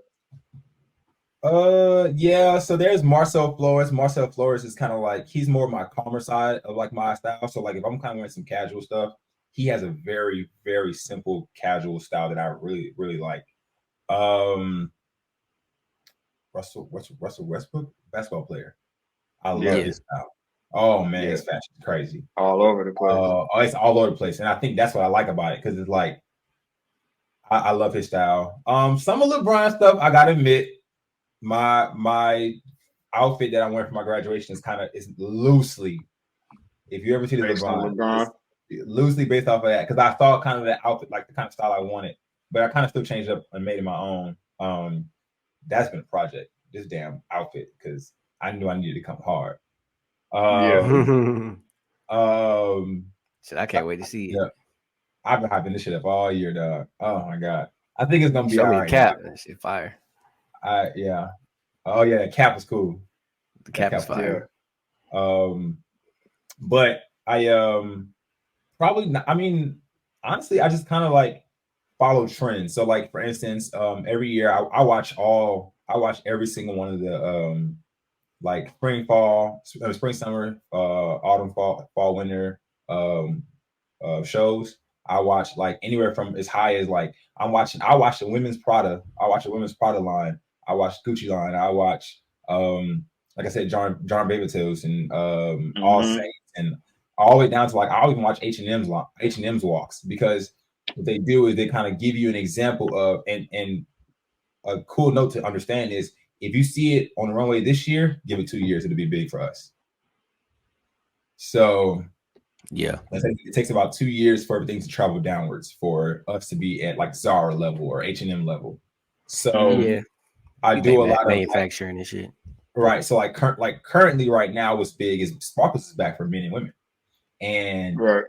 That's what I was looking for an outfit for myself. But the outfit I did like was a company called Low. I can't afford that. That was a $3,000 pant and shirt put together. Is it Low? Wait, Low or it's my LOEWE? Oh, Loewe or Loewe. I think it's Loewe. I was just that's the shit. It is Loewe. That's all. That's where I've been getting all my like perfume cologne shit from lately. I think I'm on my third bottle. Yeah. I was trying to get some sunglasses too, because they shit kind of. But they shit so wavy. A celebrity named Kit Connor wore this blue over black, like it's a blue tucked in shirt with a black high waisted pants, and everything was kind of straight fit, but the whole outfit was sparkly. But it wasn't like cheap sparkles. Like that's it was nice. There's a difference. Yeah, it is a difference. And when I tell you, man, it was so clean. I said, and I've been trying to find an outfit like that for my graduation. But then the thing about it is, within my price range, that's where things you start seeing a difference in quality. And also that outfit was couture. It's not ready for sale. So that means that I ain't getting it. So but yeah. No, I think that's kind of what I do. I just watch a lot. I do a lot of like research on just like they just finished up all the walks for fall winter this year, because they do it opposite season. So, and seeing like Pharrell put out his new thing for Louis Vuitton, and Pharrell's been killing it, man. But that shit with Louis Vuitton is outrageous. Fuck but people sleep on companies like Jacquemus, man. Oh my god, they quality is crazy. Another thing, when I think about Atlanta, people think of like, Atlanta is like a Miri, and you see the brand, the brand MCM and all these things like that. But have you heard of like Tod's? Tod's has a book bag that I want. That book bag is $3,000, but that leather is Italian leather, handmade, and that thing is so pretty. And I said I would get it. I'm gonna get it one day. But like, have you heard of these brands that nobody ever heard of? And can you sport that? That's real, And that's kind of what I'm working on. It's just like finding that on a cheaper scale. Yeah, for sure. There's a lot of good brands out there that's serving a lot of quality product, and that's the cool part about being in bigger cities too, is being able to find them. I feel like it's easier on the thrifting side, and then on the shopping side, there's like actual storefronts to support. All of these different places. Now, Pharrell went crazy. I think Tyler, the Creator, went crazy. A lot of dressing comes down to comfortability and intuition, I think, as far as just kind of feeling comfortable and then knowing what it is that makes you feel comfortable. Has that been a developing process for you, your intuition, your decision making, or you feel like you've kind of always had it? Yeah, for sure. I think over the years I kind of understood like how to put together an outfit, but probably since I was like 25, past 3 or 4 years, is when I think it's me leaving Albuquerque, actually, because I said 3 or 4 years. I'm like, I left Albuquerque 3.5 years ago. Albuquerque, like when I was dressing in Albuquerque, man, I would put on like a nice outfit and people would be like, "Oh, you're bougie." And I'm like, "Nigga, I got this from H&M, dog. What you mean?" Yeah, I just wear it better. I just wear it better, right? But every time we went to like California, I was shopping around California, and I'm like, "Oh, them jokers out here dressing.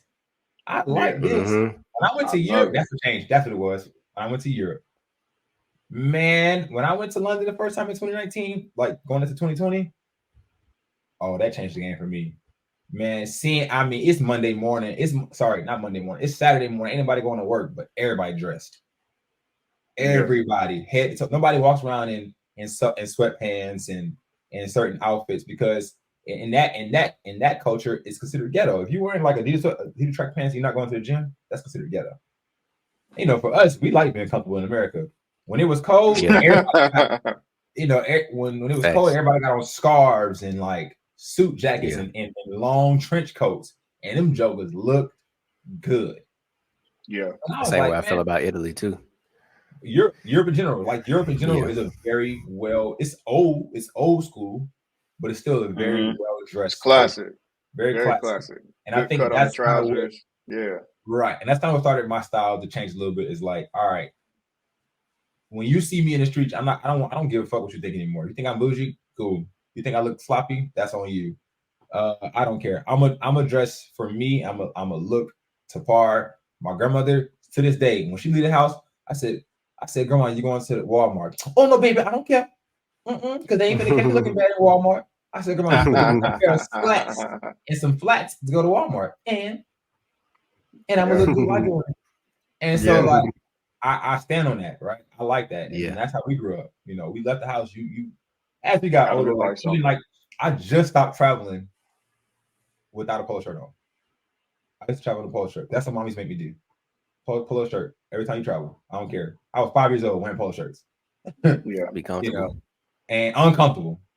Flying in Europe with a polo shirt. And now, but I still made it myself. So what I started doing was I found pants that look like not jeans. They look like better looking sporty pants. So like Lululemon, like Vuori. New Balance has even some pants that I wear all the time when I travel. So they still look put together. I wear my nice pair of shoes that are comfortable to walk in all day. And then I always wear like a Maryland, like my school's sweater or something like that. Because you're gonna think I'm a black man, but you're gonna know I'm educated. Yeah. And maybe that's that Atlanta side of me coming out right there, you know. Like you're gonna see me, but you're gonna see me and be like, oh, this he good. He on some shit. Yeah, for sure. And it's crazy because white people don't get that.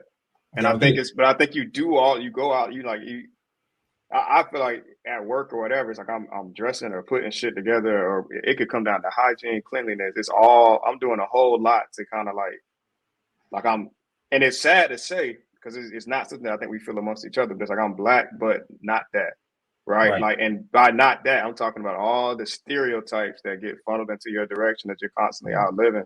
And then people ask like, well, then why you got it? Why is it so important that you look like this? You put this on, because like in my head, it separates me for some reason, right? And that might not even be the case. And probably the biggest epiphany for all black people, especially financially, is like being able to make better peace with that. But as far as like how it goes, like now when you see me, understand for real. You dig what I'm saying? Like don't cut me, don't say that, because this outfit means you will get sued. Right. I don't fight. I don't have a reason to fight no more. I will call a lawyer. I'm calling the cops. I may not snitch. I'm gonna just call the cops and be like, "Hey, somebody here acting up. I need you to come. Come take care of that. Straight up. Come take care of this. Straight up. Yep. Yeah. So aside from fashion, Devin is also a photographer. Extremely interested in photography. Talk about that. How you got into it. What inspires you when it comes to the pictures you're taking. Okay. Man, photography's kind of been one of those things where I just kind of always liked it. And I just kind of got into it. I never really had like some dying passion to be like a photographer or something like that. I just legitimately one day was like, I see some pictures and I was like, I think I could recreate that. And then it kind of really ran from there. It's been about 10 years. Yeah, 10 years now. Started right after I graduated high school. And what I began to learn was that I loved the idea of people feeling their most beautiful. And the amount of times I've gone somewhere and I've taken somebody's picture and like, this top picture right here with the white girl, Abby, that was me literally telling her, just be yourself. And I was joking with her while she's looking and the light was just hitting perfect.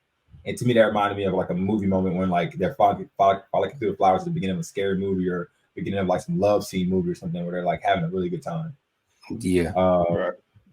And then like the other picture, to me, like I always thought about like every picture you take needs to have some sort of like focal point. So if you look at all the Italian words actually lead to the Empire State Building in the back. And so like, and those are called leading lines. But my goal with that is just basically to, I don't know, find the beauty in everything, because like if you just take a picture of the street, it's like a busy street. But if you see, you know, everything has beauty in everything. Even like not knowing how to edit, you can still figure things out. And I think over the years, I just wanted to perfect my craft. And I wanted to be able to start getting paid on it. So I was like, okay, in order to get paid, you got to be actually good at it, you know. Do I want to do it as a full-time job? Absolutely not. I think that takes the love out of it because it becomes a career. 100%. I enjoy being able to, you know, like that's my mom in the bottom right picture, and that's for her birthday shoot. And seeing her bring back out, like she used to model when I was a little kid, seeing her bring that back out, like, and I told her, I say, you got to bring it because I'm shooting. And seeing her pop back into it like it was nothing, and she hasn't been feeling that confident lately because she, you know, she just going through a lot. But so seeing that side of her and seeing her feel beautiful again, like that was amazing, you know. I like the color of her hair too. She did all that herself. She that night before she colored, she colored it all, like she bleached it all. She colored her hair pink, and then the next morning she did the curls. So it looked like she definitely hopped back into the swing of her modeling days for sure. Oh yeah, she got back in her bag. The last time we did this picture, she had over like 700 friend requests with nothing but men. I was like, y'all are crazy in like a few days. Was it Stella got her groove back? Right. Demi got her groove back. For real. That's all these shots are great. I was gonna ask too, because when I did it, it was all sports driven. All the pictures I took were sports driven. Like it was, I had caught like this itch. It was random as shit, and I don't know. We went pretty far with it though. I shot up in Madison Square Garden. I shot in the Barclays Center. That's cool. We had a good time, but I was curious how you felt about. You meet different photographers along the way, like the more you shoot. And you mentioned leading lines, and I was gonna ask how you feel about photography as it relates to composition, right? And the rules of composition that exist. You got leading lines, you got the rule of thirds, you got the you got the different lenses you use as far as how it affects people's heights, or even how it flushes out their face. Does that stuff matter to you? Because for some people it doesn't. They're like, I'm just go out here, do what I want to do. And with respect to the fact that everybody's an artist and you can take with it and do with it how you want. Even when I'm watching movies and I see somebody who's following composition rules strictly, it means a lot to me because it makes a huge difference as far as how I receive the film. Like I watched Devotion with Jonathan Majors. I don't know if you saw that one. I'm thinking like, oh my gosh, rule of thirds, the leading lines, the flight line, the way the lights carry you to the subject, the whole thing was a masterpiece as far as how it was composed. So it sounds like that's something that matters to you. Absolutely, I agree. I mean, I set this up the same way. So everything led to me. So if you look at how this line right here led to me, like this right here led to me, the middle piece is to me. This is my center spot to sit right here in the middle. Even all the lines you see here are focused to me because I'm the subject of the photo. I agree. 1917. Have you seen that movie? 1917 was a phenomenally shot movie. Masterclass. Oh my gosh. Masterclass. I was like, if I could ever see this. Oh my God, man. And the movie itself was actually really good. Dunkirk was a lot of military movies actually do really well with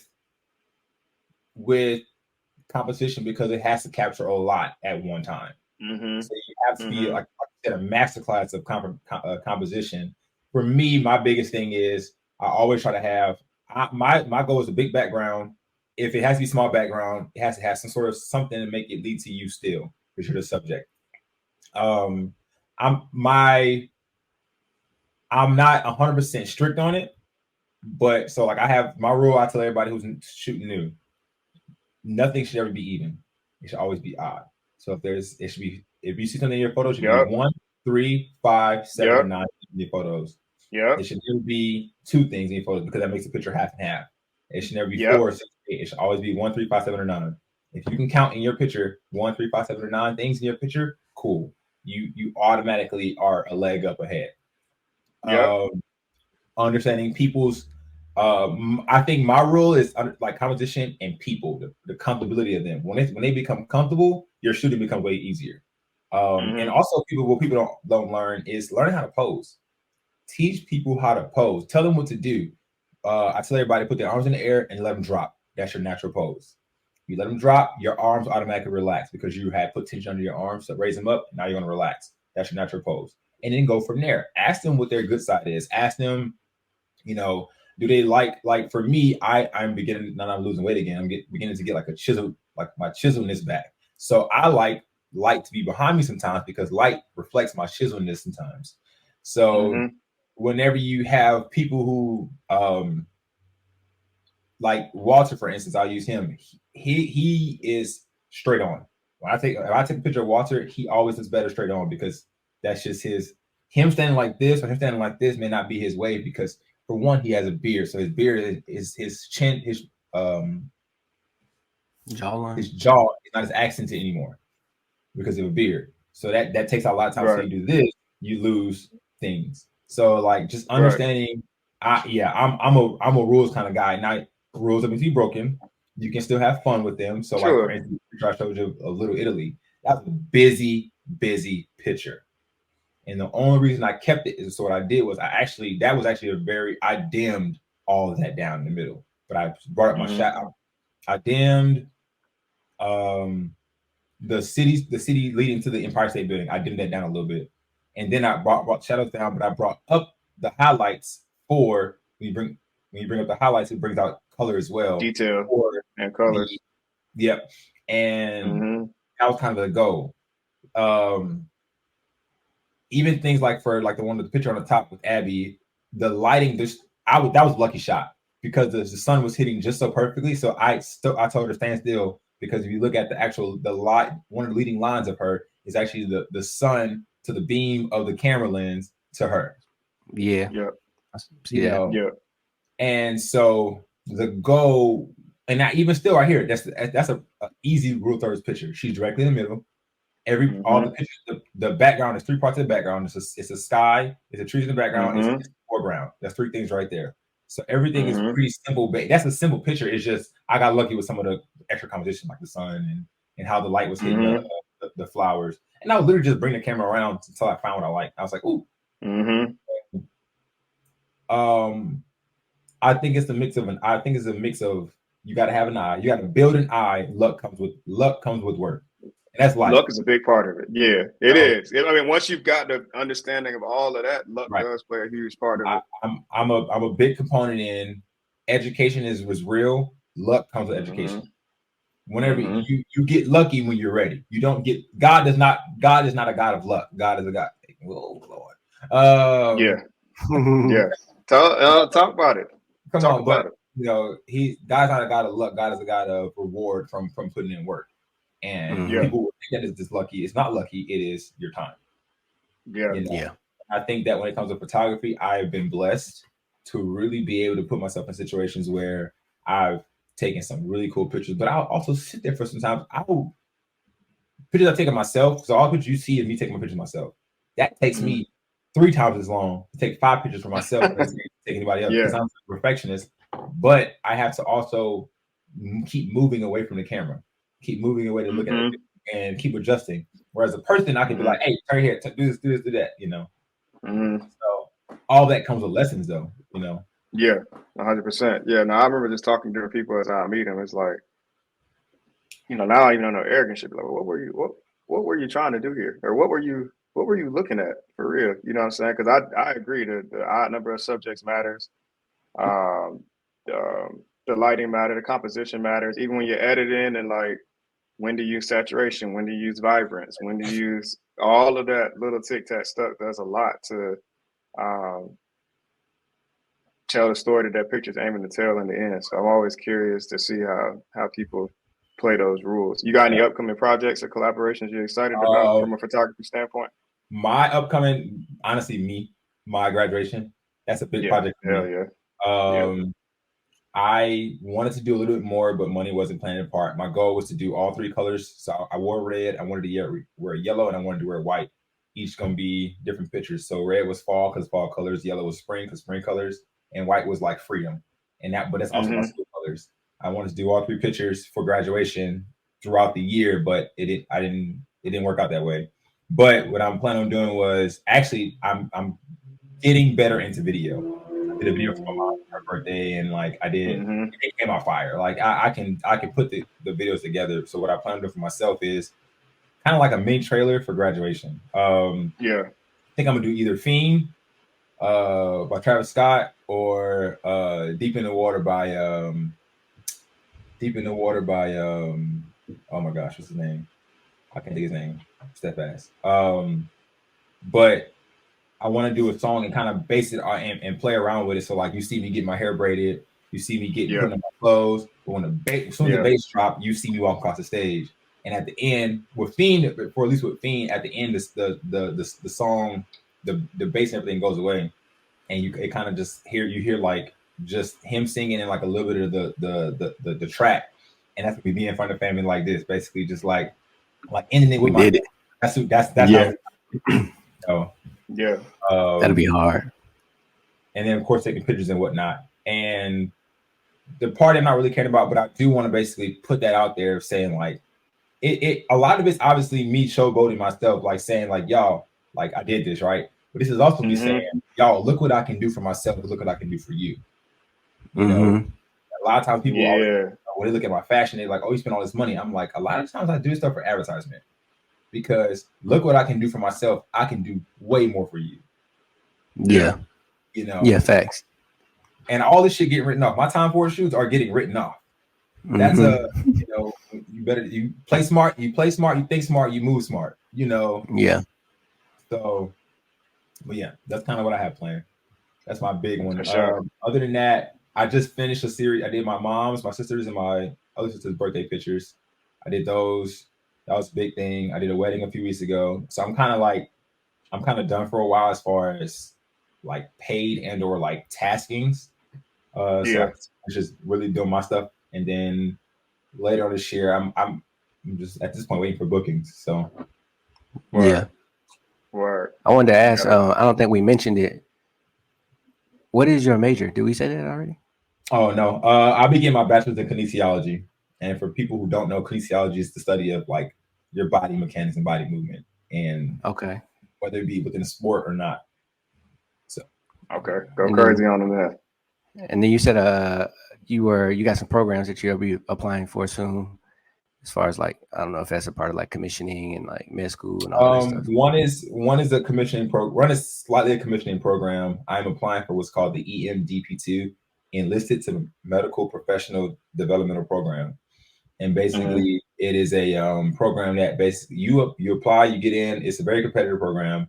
You do 2 years of all your prerequisites for medical school, and then they send you to and then you get to apply for whatever medical school you want to go to. You go to medical school, you become a doctor, and you give the Air Force the years back. Hell yeah! Okay, word. That's solid. That's so super solid. My goal is to be a doctor, Dr. Cobbs. Dr. Cobbs. You know, I'll be calling like Dr. Cobbs all the time. Yeah, and I say all the time at work. I ain't gonna get me sued. They be saying that at work. They said every day when they're like, "Oh, Dr. Cobbs," I'm like, "Hey, sir, not yet. Not yet. Yeah, it's coming. It's coming. But God willing, it's coming. For sure. Yeah. Well, listen, bro, that's all the best to you, man. We can't wait to hear and be able to celebrate appreciate it when you get that done, and then congrats on the graduation. That's a big milestone in itself. Appreciate it. I will say before we get out of here, Coop's we finally got a name for this segment. We ain't have a name for this segment for 4 or 5 episodes, but I think we're just gonna roll with Open Ranks. Tactical 10, similar to Drink Champs. Yeah, so we're gonna ask you. It's gonna be something that gets put up on the screen. You're gonna have to make some choices. You know, it's either this or that. Rank them. You know, I don't think we're at the point yet where we'll match Drink Champs with having to take a shot if it's so difficult. But if it is, don't be ashamed to let people know that, you know, I had a hard time doing this one. So let's get into Tactical 10, bro. Okay. All right, so in order, we got all of the Fridays. Friday, next Friday, Friday after next.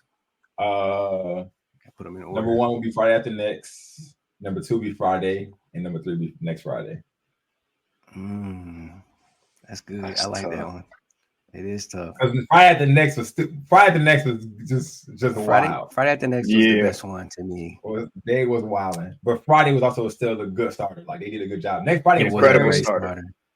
I like that. I like that order. I'm not mad. Next Friday was heat too. Next Friday was heat, but it wasn't hitting on Friday because Friday came with some still things we still say to this day. You know what I'm saying? The only thing I feel like we say next Friday is no more locked doors. You know, but Friday we still literally still use that meme of damn like all the time. You know, still talking about this market. Yeah, facts. Friday, yeah. I like that order. All right, moving on. Yeah, I ain't mad at that. I know you got to pick one, bro. Blue Flame all day. Blue Flame or Magic City? Blue Flame all day because I actually know a girl that worked there. She is drop dead. I've known her since we were middle schoolers, and she was fine then. And I was in the middle school together. You know, so she's still. I just saw her on Instagram the other day, and I was like, yeah, I'm taking Blue Flame. Blue Flame all day. Either one of them. But Onyx is a good. Onyx is all right too, though. You know, Onyx. Add that to the list. Yeah, we'll add that to the list. Hell yeah. All right, moving on. Let's see. All right, now this is like New Orleans native right here. What we going with? I knew this was gonna be hard. We got gumbo. One has to go. One has to be gumbo or crawfish boil. Can I go? Because I can't let them go. You can't let them go. Oh man! All right, if I had to pick one, only because I definitely know how to make. I do crawfish boil all the time. I'm doing for my graduation, so I'm gonna say gumbo has to go. Wow, that's first. I love seafood, man. I love both, man. My heart hurting right now just saying that. But I'm gonna only say one because the first one gumbo because this gumbo don't look that good to me. Okay, yeah. I mean, you know, we got it. You know what? You know what? Offline because it's no telling when we might use this again based on where somebody's from, and like I said, Laisha from New Orleans, and she said the same thing. So we're gonna find a picture, right? That satisfies y'all. Wait, she said the same thing. Go with matter of fact, send me a picture, bro. I need help. Yeah, you know what I'm saying. So we obviously need some help. You know, we've been to New Orleans, we had it, but you know, Google got many images. Okay, I would say it's hard to get good crawfish outside of that pocket. They actually the one I got here when we did my party here a few years ago. For that was pretty. They have some pretty solid here, but you pay it for them now. You paying for them, right? Especially out of season, and they be a whole lot smaller. Yeah. I don't get them out of season. Hold on, you say you doing another one for graduation? Yeah, my graduation. You doing it at the house? No, I got a venue. Oh, okay. You're gonna do it at the venue. Okay. Yeah, that's on the same day. Yep. So we leave. Yeah, I'm gonna be there. I'll be there for sure. It's gonna be We do for a good crowd. I got a DJ and everything, dog. Oh yeah, it's going up. Man. Let me know what you need, bro. I'll help you out. I appreciate it. We'll talk on it for sure. Yeah. All right, moving on. Next one. All right, you got tickets to each of these. They're the same night at the same time. Well, I'm a Saints fan, so none of these shits. But if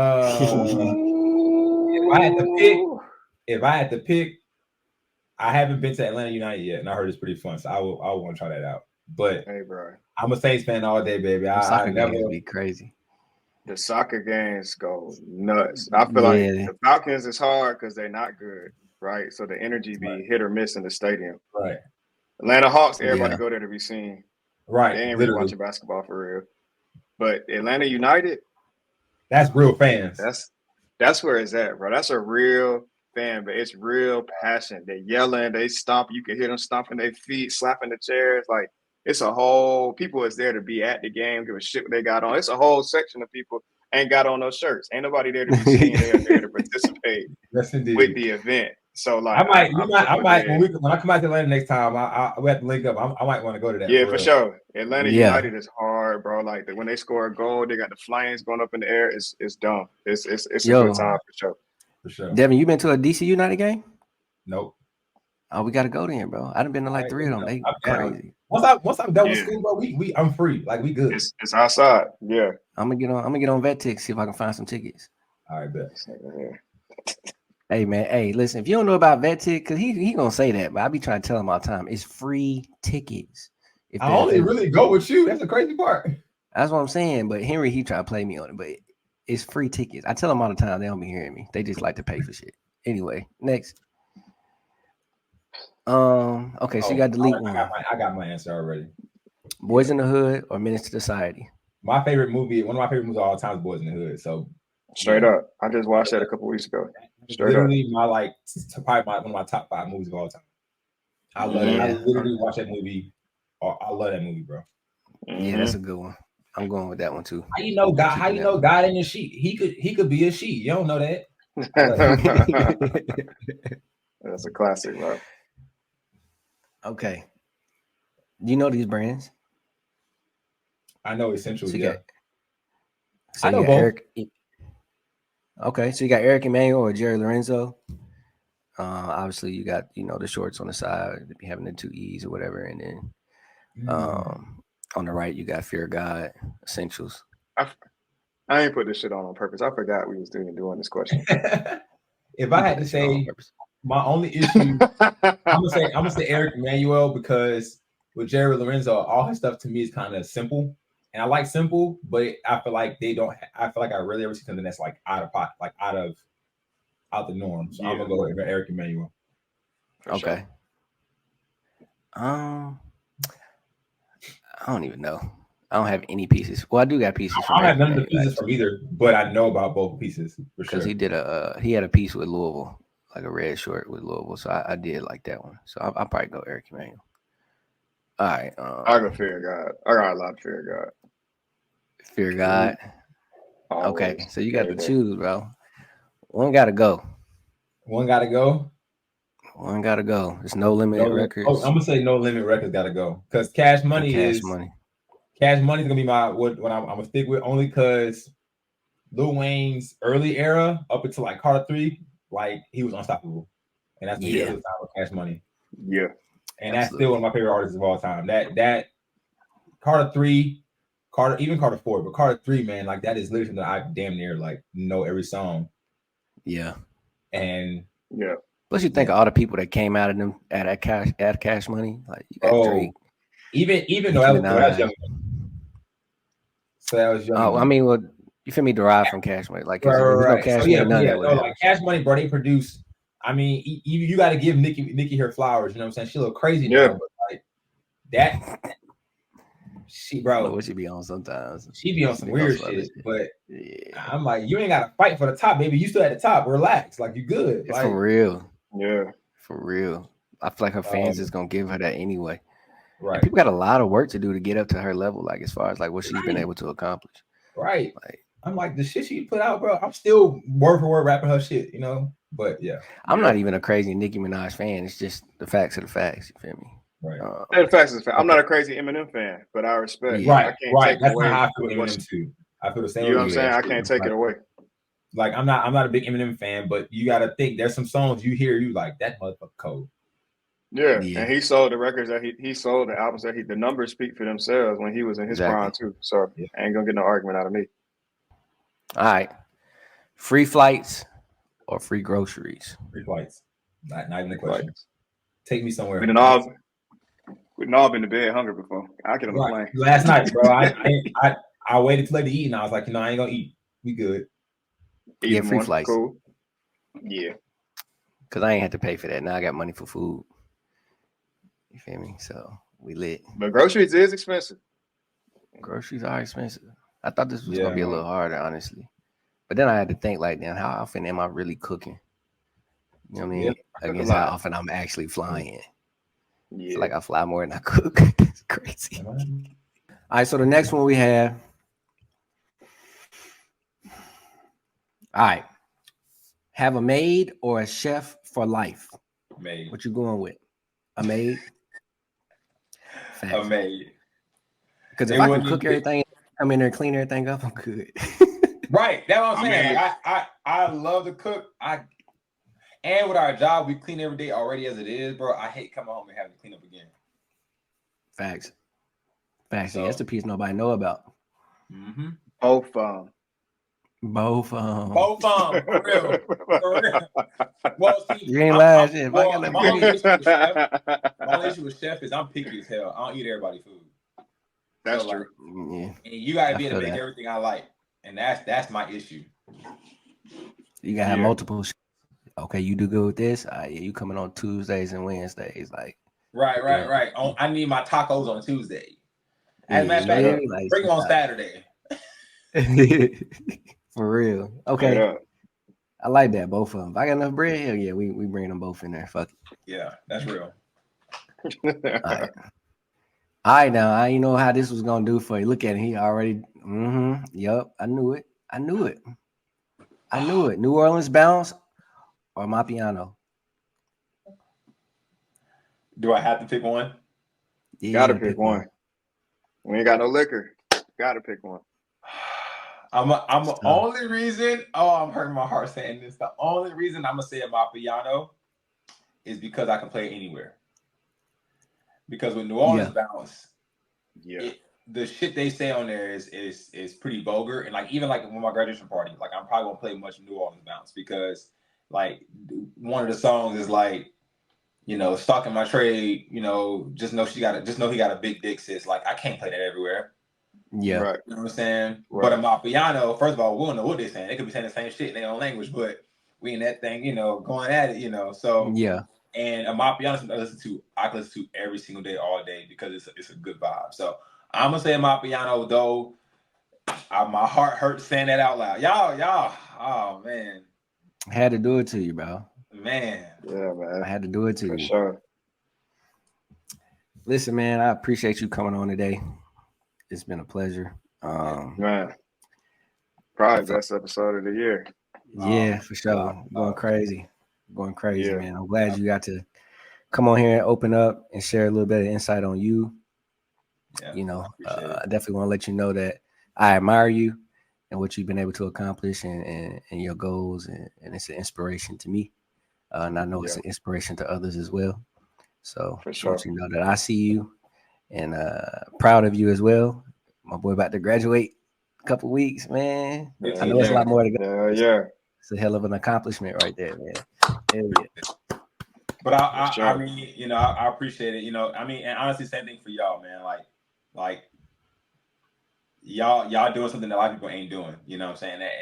And that's more than it's much appreciated, not only for myself, but people in the picture when y'all are big and blown up and people are seeing these things that people are talking about, because it gives a real side of things that nobody else is doing. And so like, yeah, I've been watching y'all for a while and I've been like really paying attention to things I talk about, and y'all it's not ratchet. It's very well produced. Like you guys, you had a script, like, man, like things like that. And just watching y'all, do this together, and you could tell y'all are an actual team. And so yeah, I appreciate y'all for even allowing me to be a part of this process. And and for you, Walter, you my boy. You know what I'm saying? Like Trey, you automatic my boy too. But Walt, Walt, me and Walt, we've been here like ever since damn near day one. Like I've been attached. We've been attached to the hip, and I'm proud of you and seeing you seeing you win, bro. It's absolutely. It's Likewise. it's crazy, and I can only imagine what the future's gonna hold. Not only for me, for you, for all of us. You know what I'm saying? Like, and I always joke, but I'm kind of serious when I say it. But when I'm waiting for that day for us to text each other talking about some, hey man, I want to go back to Fiji because I forgot to get that rock last time I went. On some yeah, for sure. When we celebrating, like we had that conversation one day talking about we comparing each other cars. Well, mine sound like this, well, yours sound like that. Like, families and wives and kids and all that, man. And I'm excited for all that process, man, for all of us, For sure. Seeing you in Chelsea, bro, y'all are really the inspiration of like, all right, this is what I want to model. Well, I appreciate that, bro. You're going to get every invite. Don't even worry about it. Yes, sir. I appreciate it. Yeah, though. You can't miss the next time we get together for sure. Oh yeah. Well, y'all, hey, when I come to Atlanta, we're gonna have to go to a United game for sure. Because I've been thinking about y'all for real. We need to go to that. They doing the World Cup. What you call that? FIFA. Oh, FIFA coming next year. Oh my god. Yeah, they're about to shut this whole city down. It's gonna be all. I'm trying to go to like probably 2 of the games. I want to go to one in Atlanta for sure. Why not? And so But I already put my name in for that registry. So if y'all want to do that, that'd be dope, bro. Send me the link. I'm with it. Yeah, for sure. Yeah, for sure, man. That's gonna be legit. I already know it's gonna be a time. Nuts.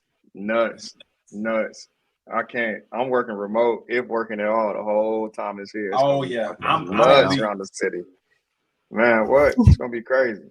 Yeah. You got people, especially for people who live further away from the company. They say they ain't driving. They ain't driving in the city when that's going on. Oh no. Yeah. Oh yeah. But I appreciate you guys a lot. Like, it's me doing this even is kind of therapeutic for myself, because I mean, people, you hear all people talk about is like, the things you're doing well, but like, well, Devin, how's your mental? And Devin, how are you really doing? And so, like, things like this is kind of therapeutic in a way to like be able to not brag, but just truly talk about myself, and say, like, this is how I'm really feeling right now. This is what I'm really going through, and this is what I'm really, and having people willing to listen, like, that's kind of cool, And at the same time, but it's not also about me. Like, it's also about trying to inspire others, and like you said, keep going. And if my little ass from Louisiana could do it, anybody could do it. Yeah. I'm just a little boy from Louisiana. I ain't nobody special. I just pray, and I look up every day, and I'm like, all right, God, it's me and you, man. What can we accomplish today? And if you gonna whoop my ass today, God, turn the accent on one time.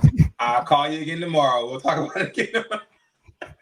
You hear me? I said turn the accent on one time. Lord, all right. So, because the thing about it is, like, when I'm speaking like this, everybody can't understand what I'm saying. So it's a big difference, Crazy. And that shit crazy. Because the crazy part about all of it is, I don't know. Look, dog. So I guess, a lot of people don't understand what I'm saying. I'm talking like this because people, they think of it, they hear my accent, they say, oh, baby, you act like this, act like that. And all I want y'all to know is, baby, at the end of the day, I'm still Devin. I'm still Devin from New Orleans, Jeremy. I'm still that. But at the end of the day, like, don't just because you didn't accent don't mean I'm still not gonna sue you, babe. I'm gonna still have you in a courtroom, me and a judge. So it is what it is, Jeremy. Yeah. I appreciate you, bro. We're gonna go ahead and close it up, man. You, bro. Yes, sir. Hell yeah. Yeah, absolutely, man. Thank you. Fallout.